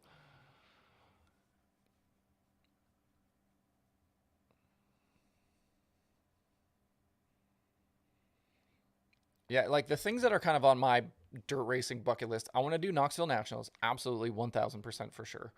I've been to Williams Grove, but the year I tried to go to the National Open at Williams Grove, it rained out. So I've seen the track, but I haven't actually seen racing there in person. So obviously the Central PA stuff is obviously on that list as well. I'd like to go to Eldora, whether that's for something like Kings Royal or one of the big late model shows. And I want to get to California. Like some of the stuff there is super interesting to me. I love the bull rings out in California. Thoughts on why Marks had so much success when he went back to his family team? I think Marks, has a good group of people behind him. He's got a great crew with Heath as crew chief. Fudd, those guys do a really nice job. Heath is, a guy that's been around, the World of Outlaws for a long time and is a super smart guy. And, I think, Marks has just, really kind of progressed as a driver.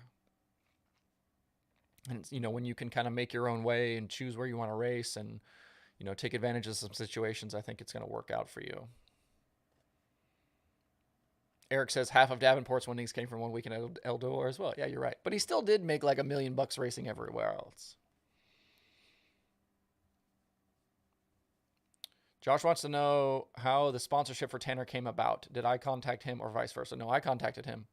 I saw that he posted that he was going to race the Chili Bowl and was like, if anybody wants to get involved. And I was like, yes, I want to get involved. No, Dustin, I've never done the Knoxville Nationals. Always had to work. Is Jonathan Davenport the highest paid in 2022 if you subtract the $1 million? He is.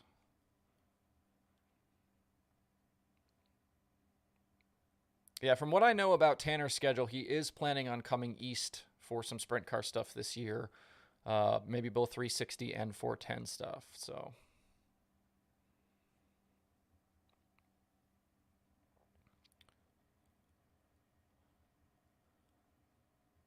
Spikefest says, yeah, but by how much over second or third? What was Madden? I think Madden was like 7 or 800,000.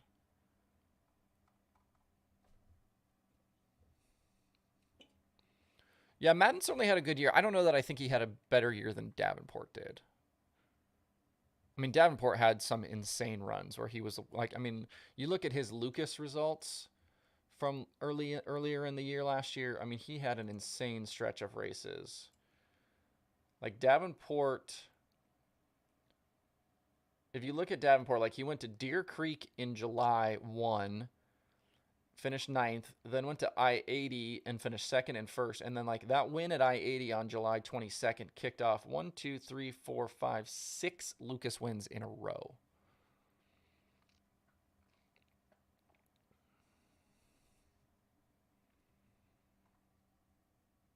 Evans 5 Life just in here trying to cause fights.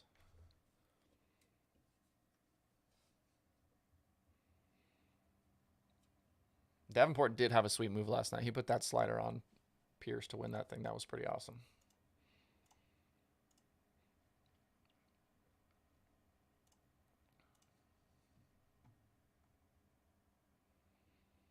Still seems pretty quiet at the Chili Bowl, so hopefully no incidents yet.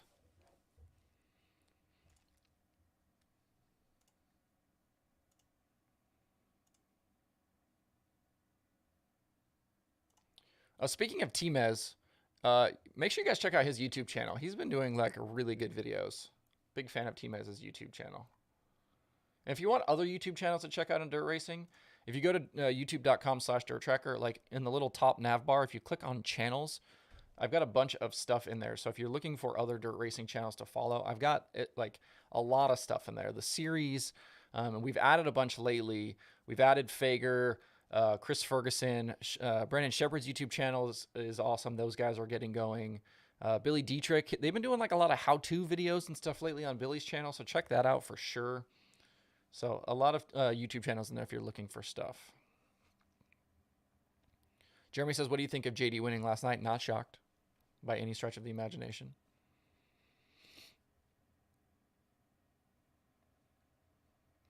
Where did the Manitoba Missile finish last night? I do not know where he finished last night.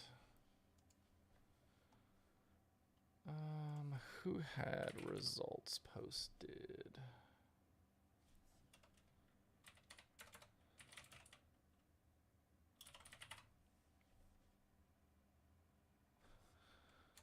Ricky was third. There you go.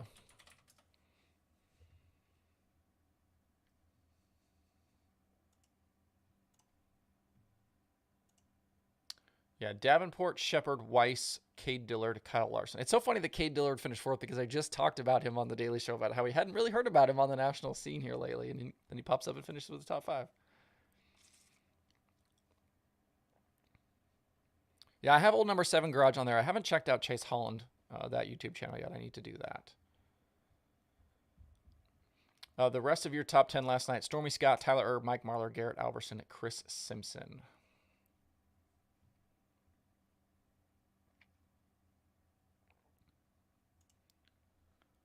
Jake wants to know how old you have to be to run the Chili Bowl. 16 is kind of their age. If you are experienced, though, and you're younger, you can apply to race anyway to try to get eligibility, which we've seen happen in the last year or two.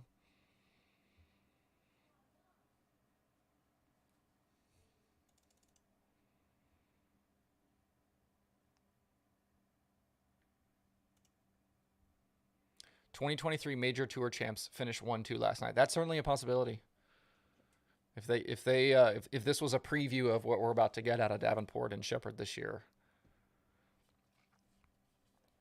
I feel like Shepard hadn't been super fast in the few times we'd seen him out in his own deal, but you wondered how he would look in the Longhorn, but I mean, last night seemed to go pretty well.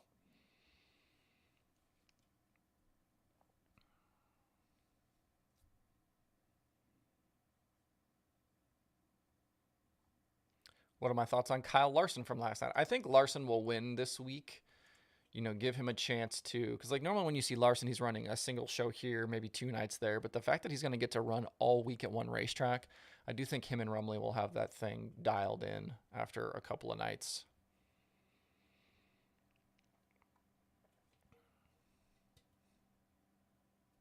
Thanks, Murray. Thanks for tuning in. Appreciate it. What happened to Owens? Jimmy is running with kind of a new startup team. Kohler Racing or Kohler Motorsports here in North Carolina. They've done some crate racing in the past with their sons, but Jimmy's going to partner up with them to run a super all year. They said they're going to do speed weeks, and then we're going to have to wait and see what they do after that, whether they'll do pick and choose or whether they'll do, a series.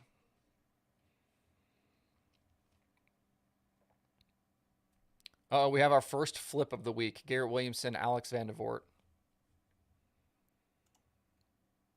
So it took us, what, an hour and a half?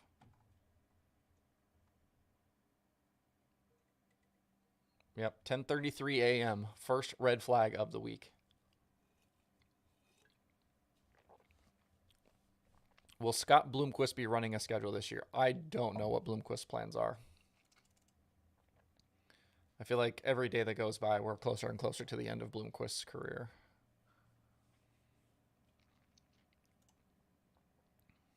I do agree with Living Missouri's Outdoor about the 32 going to have some say this week. I do think Pierce will be strong all week as well.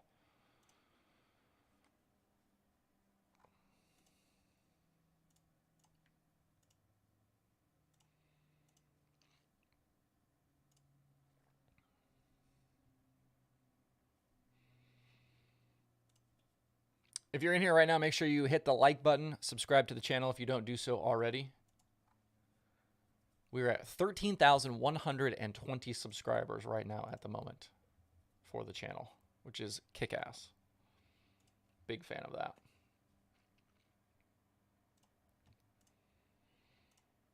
And if you're just tuning in, feel free to rewind this video. You can actually go back to the beginning. We talked about the Chili Bowl pool as well, if that's something you're interested in.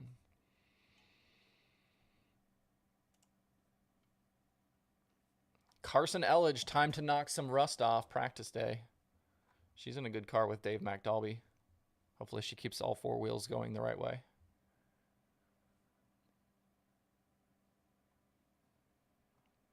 Spikefast says, can I become a sponsor of your show? Absolutely. If you want if you want to get involved, just send me an email, info@dirttracker.com.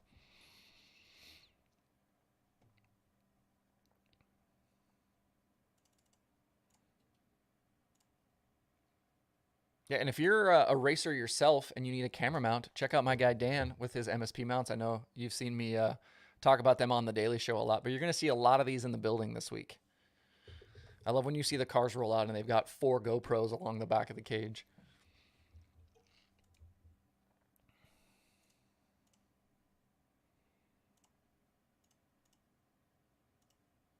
Roger Slack talking about the Chili Bowl 50/50.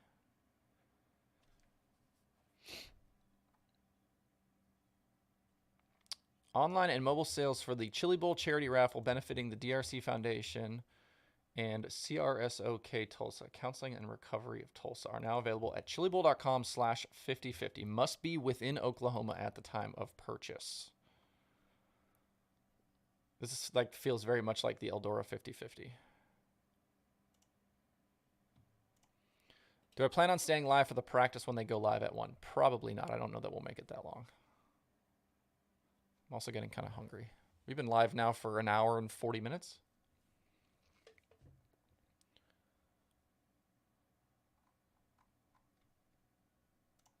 If you're curious about the Chili Bowl 50/50 and want to participate, go find @RogerSlack on Twitter.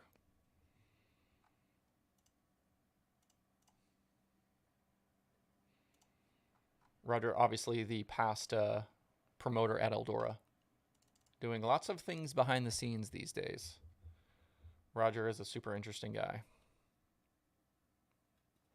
What do you think about Blake Hahn defending his ASCS National Tour title? I don't know that we will see Blake Hahn attempt to defend his ASCS National Tour title. I think Blake is going to focus more on some 410 stuff this year.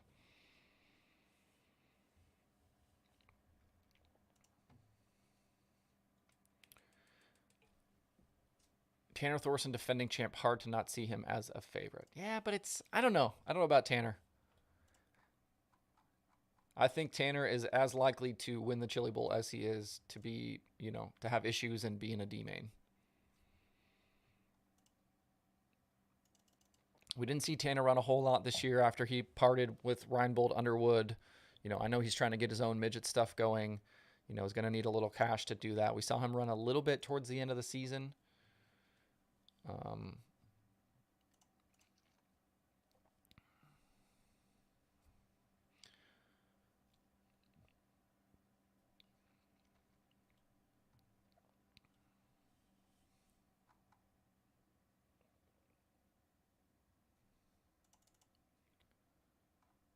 Pretty quiet. Like I said, a few videos coming out. Track looks pretty good. Definitely a few people in the stands there watching too.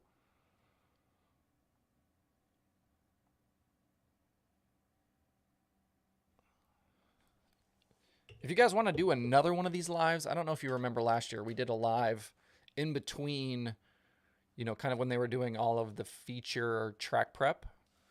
So we could maybe do that again next Saturday night to kind of fill that void. So if you guys are interested in that, we can certainly look at doing that as well.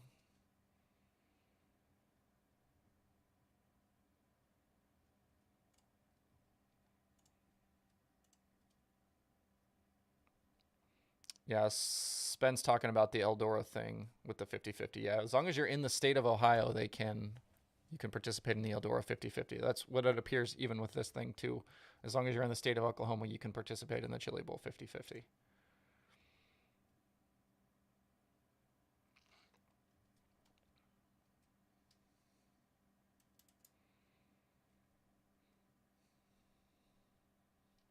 Macri 20 wins, over or under?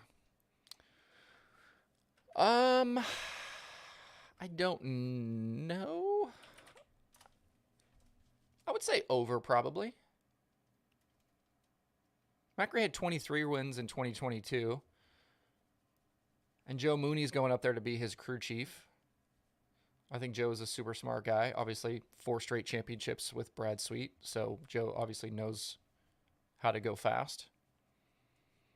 And I think Macri hasn't peaked yet, right? I think Macri is still learning. Obviously, Macri is very good at the Central PA tracks. But Macri obviously has a lot to learn still kind of on the national stage and at some of those other tracks. So I do think, we're still kind of on that upward rise with Macri.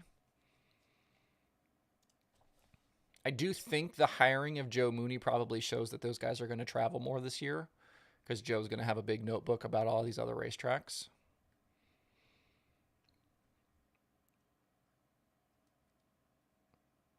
And obviously, if Macri's going to run a ton at Port Royal, then yeah, he's going to win a bunch of races. And I'm sure you'll see Macri at, the Tusky and some of those big shows in Central PA.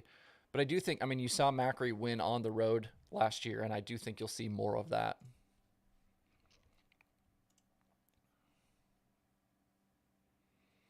Richard says, what's Logan Wagner's future? I have no idea. We know that things with Zemco are not great. So, if they decide to close up shop, you got to think somebody would put Logan Wagner in a car. And I know some people have said that Logan has his own stuff, but it seemed like he maybe wasn't too keen on doing his own stuff again. Bud Bullet says, what is your background in racing? I have been part of racing stuff my whole life. My first races as a kid I was probably 3 or 4 years old going to dirt races. I worked in NASCAR for 16 years as a tire changer. I worked for the World of Outlaws for 7 years doing web development and social media. So I've been around motorsports a long time. Do you think we see a fall off from Brad Sweet because of the loss of Mooney? I do not, because crew chief Eric Prutzman is still there.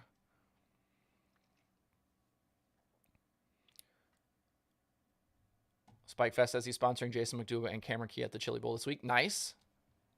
Joshua, welcome. Thank you for signing up as a channel member. Certainly appreciate that. Like I said, if you want to join a channel member, a couple bucks a month, hit the join button either on the channel or on the video. You get a free decal. I know I talked about it earlier, but I've got 3 different options of decals that you'll get for free if you sign up as a channel member. Get those mailed out to you. How do you feel Tony Stewart will after 2023? Will he pull out of NASCAR? Tony Stewart is not pulling out of NASCAR.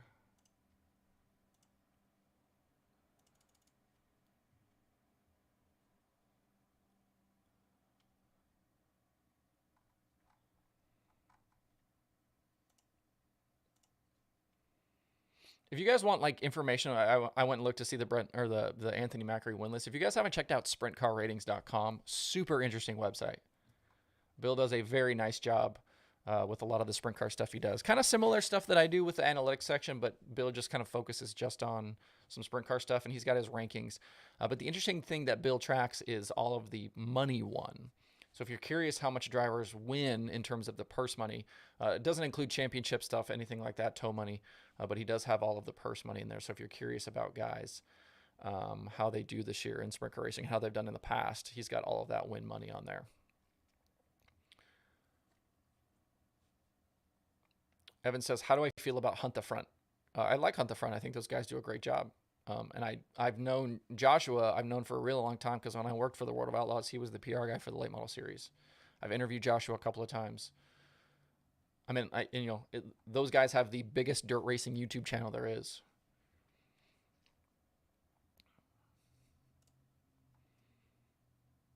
I mean, the fact that they are funding, an entire dirt late model operation off a YouTube channel, I mean, they're obviously doing something right. The interesting stuff too with them is, they're, starting up the series now. So I think a lot of cool stuff is coming for Hunt the Front. What team in NASCAR did I work for? Is that what you mean?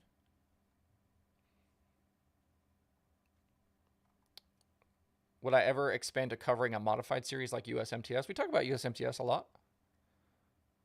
Talk about USMTS, we'll talk modified nationals, summer nationals. I worked for a lot of NASCAR teams actually. I kind of the last 4 or 5 years was on the 43 at Petty. First with Bubba starting in 2018 and then Eric Jones. Is the tire changer's job the most physically demanding in the pits? It is not. The carriers and the jackmen have it much worse than the tire changers do.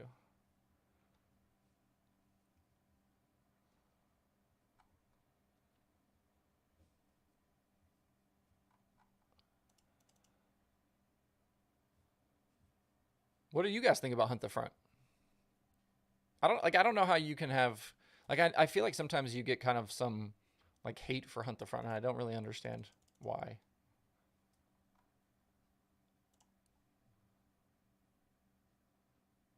I mean, they don't have the big resources. They're not going to go to Eldora and win, the million. But I mean, the fact that they've been able to do the things they've been able to do, I think is pretty amazing. And they're all full time with that.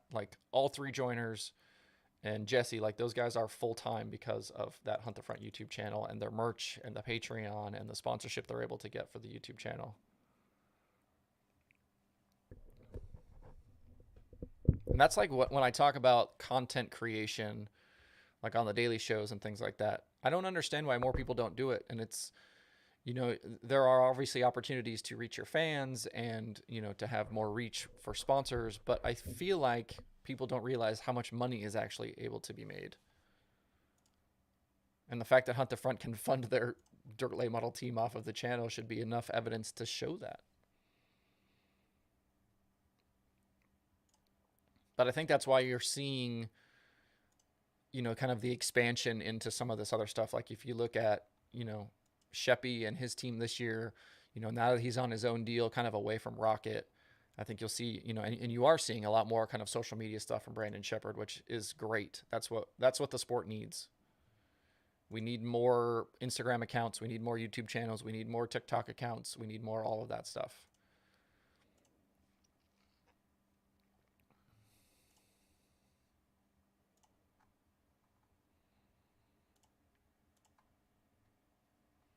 Wikipedia says the track is starting to widen out. Just posted a video.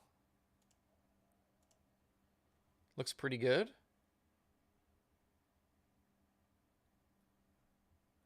And it'll do that all day.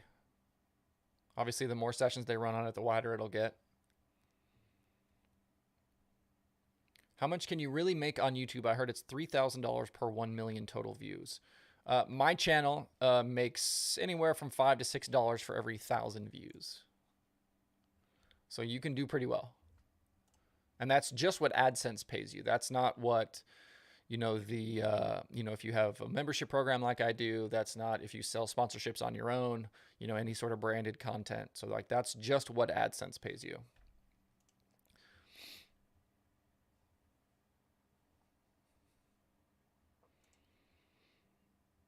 And the way the AdSense works is it's a revenue split with YouTube. So you get about half and they get about half. So really when I'm saying that I make $5 to $6, they're actually getting double that. They're probably charging, $15, $20, to be able to get that. And it depends too on like what your vertical is on YouTube. Like certain verticals on YouTube, certain categories on YouTube make more and certain categories make less. Gordon, thanks for signing up. Appreciate it. We need a 410 team to do what Hunt the Front does. Yes, I agree. I think that would be super awesome if we had a 410 team doing that. And you've got some that are trying. Like if you look at Gravel, Gravel tries to do stuff like that. Some of that vlog content. We've seen some stuff from Logan Schuhart and Sheldon Hodden show that's pretty good. So you've seen kind of some similar things like that. The Swindell Speed Lab stuff is really good too when they've got the 410 out during the year. I definitely think there's some good stuff happening there. Spence says main thing is for guys to make sure their social medias don't look like they're being run by a third grader. Yes, I agree.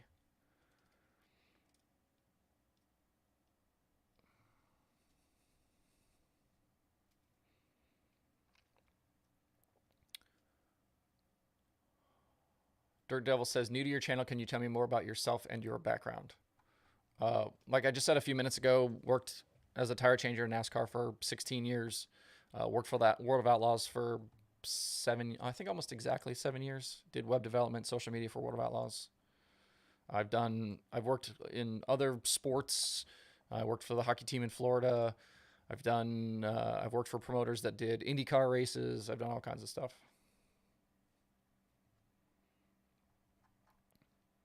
Gravel's stuff right now, his live streams, especially lately, I think have been super good. I love that he's kind of branched out. Big fan of what Gravel's doing right now. And obviously, like, he's good because he's going to obviously have the connections to the drivers, but obviously, he's on the same level as them. So he can ask questions and get answers that a lot of other people aren't going to be able to get. Nicholas, thank you for signing up as a channel member. Certainly appreciate it. You guys that are signing up for channel members, make sure you shoot me an email with which decal you want so I can get those mailed out to you.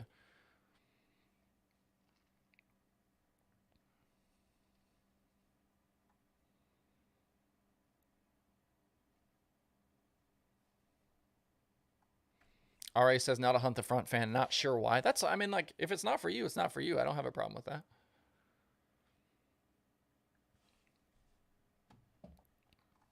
Yeah, if you haven't checked out Gravel's live streams that he's done, he did the one with Tyler Swank. He did Brad Sweet. He did Rico. He had Larson this last week. Go find David Gravel's YouTube channel and check those out. Those are all super good.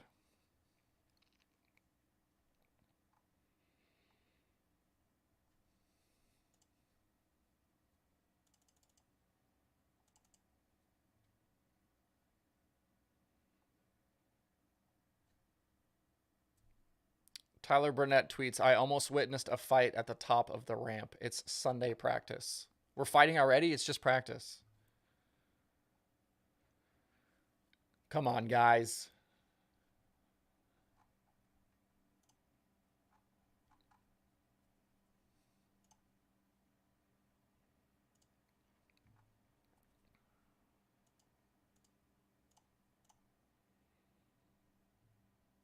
$121 people watching right now. Well done, friends.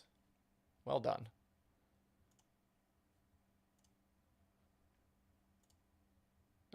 Al says, I will never understand. I don't understand it either. What's funny was when I talked about the brawls and stuff that we had at the Tulsa shootout, I did that video on Monday because it's embarrassing. It really is embarrassing. And all of the people that are in the comments on that video trying to justify the people that are fighting, It's like if you look at the two instances of the brawls we had at the Tulsa shootout, it's like nobody's equipment was junked. That Saturday deal, like the guy just got spun. Like no equipment was junked. They were racing in a B main. I don't understand it. And it's like if the drivers want to have a scuffle, whatever. I don't care. If the drivers want to have a scuffle, whatever. But these big brawls were like, oh, my moms and dads and friends, and like this whole thing is happening. Like it doesn't make any sense to me. It makes absolutely no sense. But yeah, I mean, if the drivers want to have a pillow fight and push and shove and like, I don't care. Knock yourself out. No problem with that.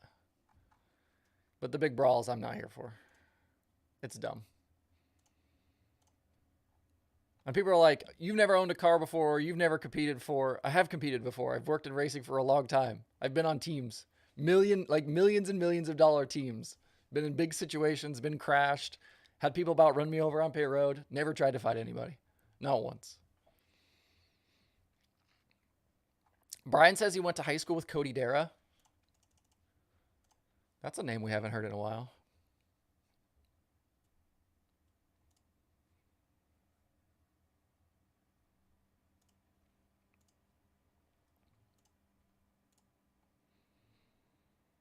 Brady Bacon's car looking pretty good. Like the white and the blue that they got going on.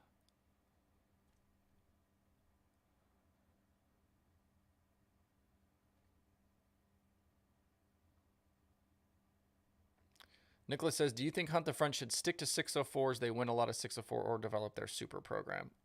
I think you'll probably see them do a little bit of both. I mean, I definitely think Joseph is capable of competing a lot more with supers. I mean, they've showed it. Obviously Jesse and some of the other stuff they do. I think you'll still see them run a lot of the big crate stuff. And again, like, they're doing well off the YouTube channel, but they're not doing, they don't have the resources of, the Rocket House car or Davenport or one of those.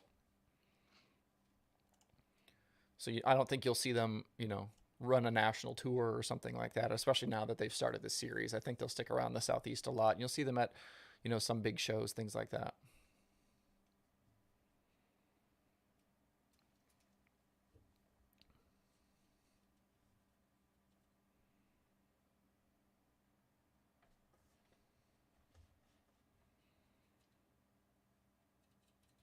Chad says I should do some stuff around the High Banks Hustle or Wayne County.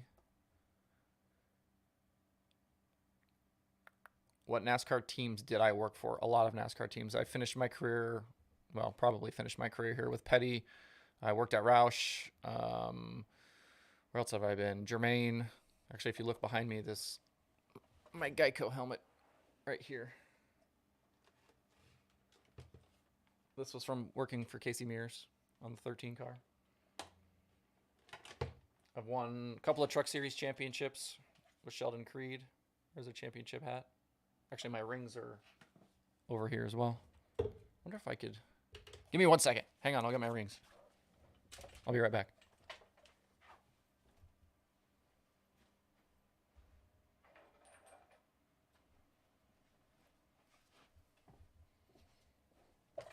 All right, here you go. Rings from my NASCAR career. So we've got Brandon Brown winning at Talladega, 68 ring. Can you see that? There you go. Got Marcus Ambrose winning at Watkins Glen. They got us rings for that. That was Petty's first win in a really long time. I've got championship ring, owner's championship with William Byron when he drove for Kyle Busch in the Truck Series. There you go. And then the Sheldon Creed championship ring. Come on, autofocus. There we go. There you go. Rings. 4 of them. I've also got some trophies over here too. This was Chris Buescher winning at Mid-Ohio. So we got a few things around. A little bit of winning. I think I was on teams that have won 5 or 6 cup races. Got probably 15 Xfinity wins. Probably got 15, 20 truck wins.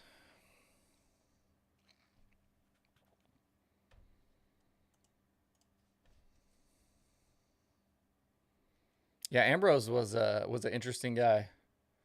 I still have people that like follow and talk to me on Twitter that like were kind of around the Ambrose stuff.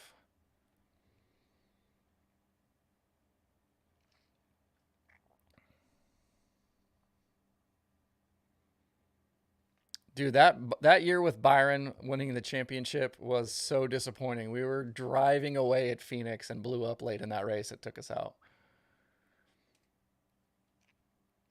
Kyle wants to know if my little guy has interest in motorsports as well. He does. He's not racing. He hasn't really asked me for a race car yet. I'm sure that's coming.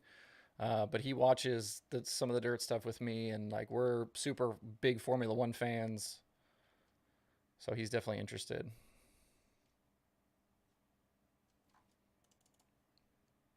Oh, the Southern 500 does have a ring. I just wasn't on the team when they won the Southern 500. I got booted before that.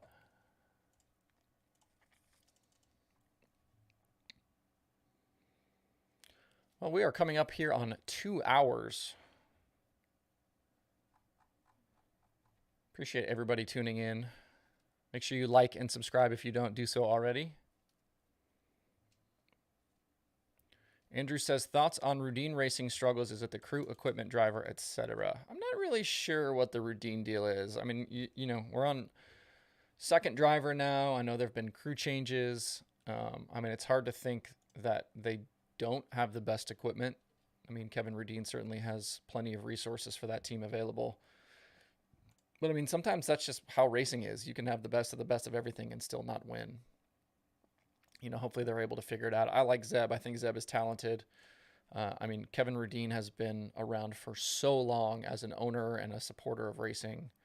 I just feel like, you know, there's an owner that is deserving of some success. It's definitely Kevin Rudine.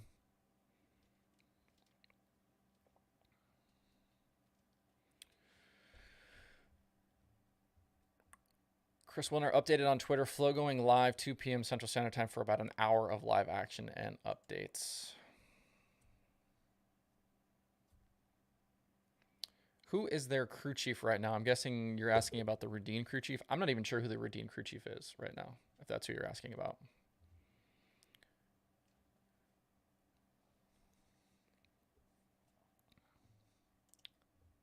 Yeah, I'm not sure what the personnel situation is right now for the Rudine 26. Is this the year the Shark team takes a bit? You mean takes a bite? I don't know that we'll see Shark. I don't know that we'll see Shark really contend for a championship like they had that one season. I think they kind of way overachieved that one year with Logan.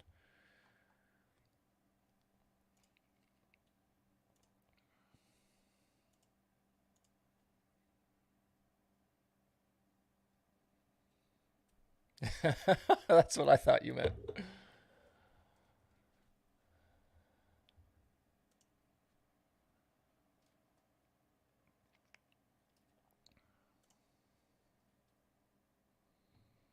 Spike says people should be in church right now. The crew chief is Monica Rudine. I don't think so.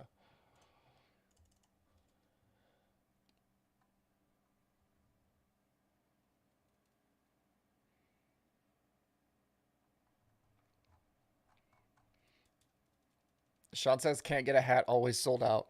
Yeah, I haven't done another run of hats. I probably need to.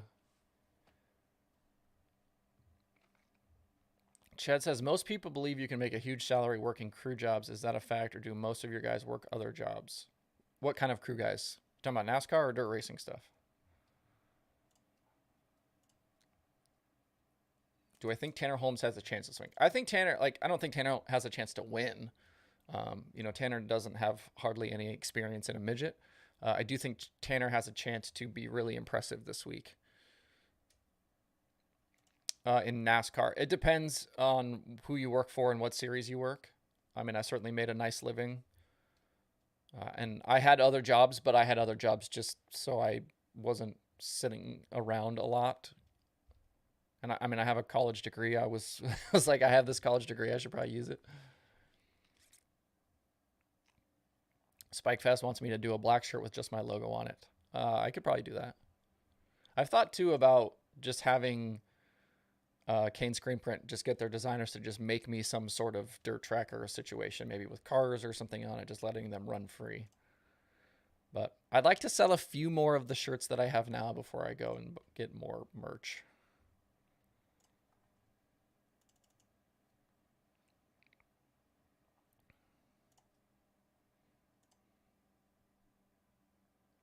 Merch is a battle, like an absolute battle. I know like a lot of the like big sprint car and late model guys make a lot of money off of merch. I haven't made a single dollar off merch. It's really expensive to do merch.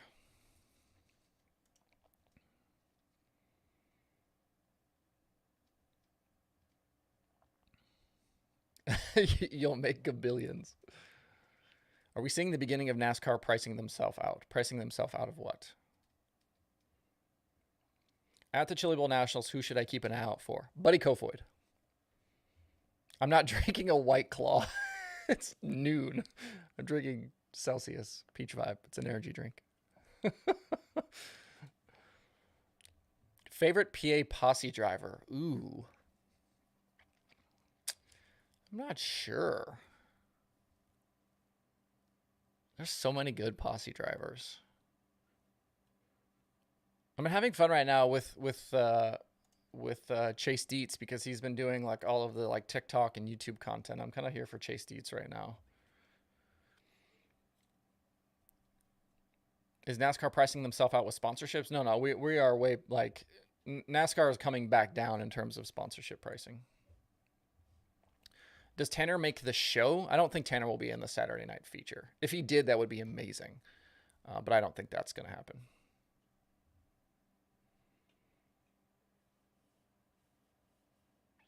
Do any Woo Crew guys have any remote jobs they do on the road, or would a team allow someone on the road with them that did? I doubt any Outlaw Crew guys have remote jobs.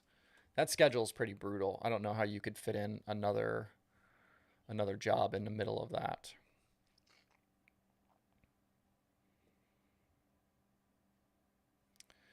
Spikefast says he'll put his two drivers against my driver this week. How much? I don't know. A Chick-fil-A chicken sandwich? Does Chase Dietz have it right? Chase Dietz is actually starting his own team, which is why I've been interesting. He's been an interesting follow right now because he's been like documenting him like getting his shop and getting the shop together, and like now they're getting cars and all of that stuff. So super interesting.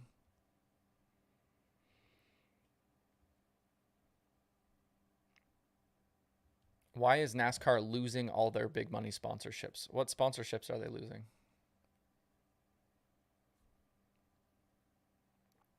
Danny Dietrich is the GOAT.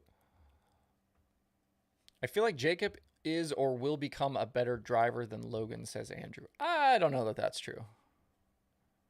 I think Jacob certainly has talent, and he certainly took some big steps forward this year. But Logan is a contender on a nightly basis, and in the right situation, Logan could contend for a championship. Jacob is not quite there in terms of the consistency.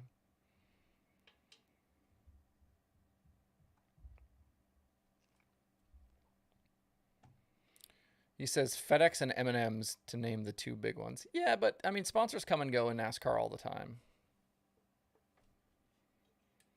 I don't think that there's some sort of exodus happening of sponsors because of two companies decide that they are going to get out. I mean, companies aren't going to stay forever. I mean, STP didn't stay forever.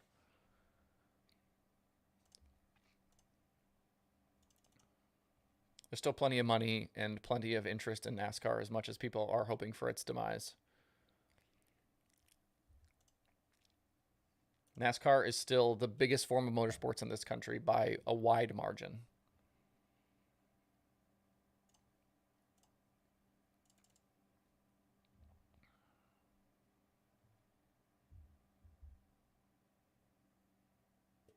What is Justin Sanders doing? I'm not sure. I'm sure he'll have the...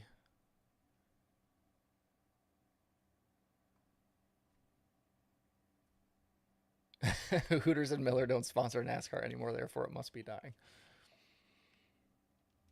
Ed, what do you want to know about the Chili Bowl flu? I've never gotten it, so I can't speak to it.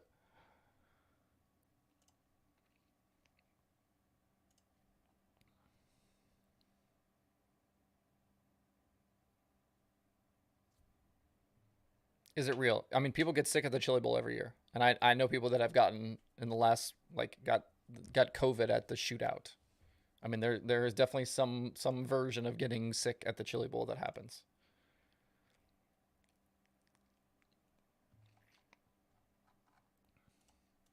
But I don't know what it is because I've never gotten it. I am intrigued about Brian says about Andretti going to F1. I am intrigued about that. We'll have to see how it plays out. Ed says, I was just wondering about the fumes. Well, the fumes are certainly not great, but the beauty of and kind of the interesting thing about the Chili Bowl is the way the grandstands are. It kind of keeps the fumes like over the racetrack. And so it's like if you are in the stands and you need a break from the fumes, you can kind of come back down into the pit area and get fresh air. It's kind of interesting how it kind of holds all that stuff. But they've got big fans and they've got doors that they open up to try to help it out.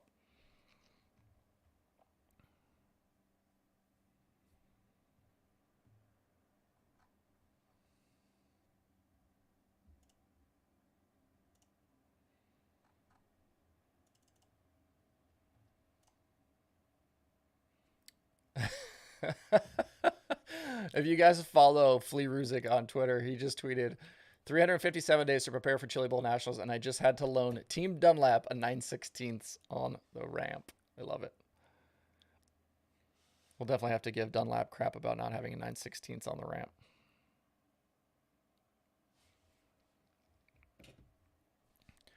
All right, friends. Well, I think I'm going to wrap this up. We've been live here for about 2 hours now, so I certainly appreciate everybody that tuned in today. Make sure you subscribe to the channel. Make sure you like this video. Check out dirttracker.com. If you want merch, shop.dirttracker.com. Check out Dirt Tracker Plus in the analytics section if you're doing Chili Bowl pool stuff. Make sure you're following Dirt Tracker on social media. And maybe we'll do another one of these Saturday night before the feature.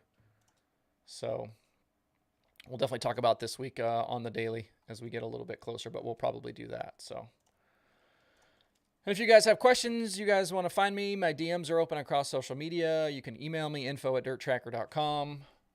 We can do question shows. I know I've done a few of those, but if you guys are curious and doing Q&A shows, we can certainly do that. Obviously, we've answered a bunch of questions here today. But yeah, so thanks for joining me on this Sunday. Enjoy the rest of your day, and we'll see you guys soon.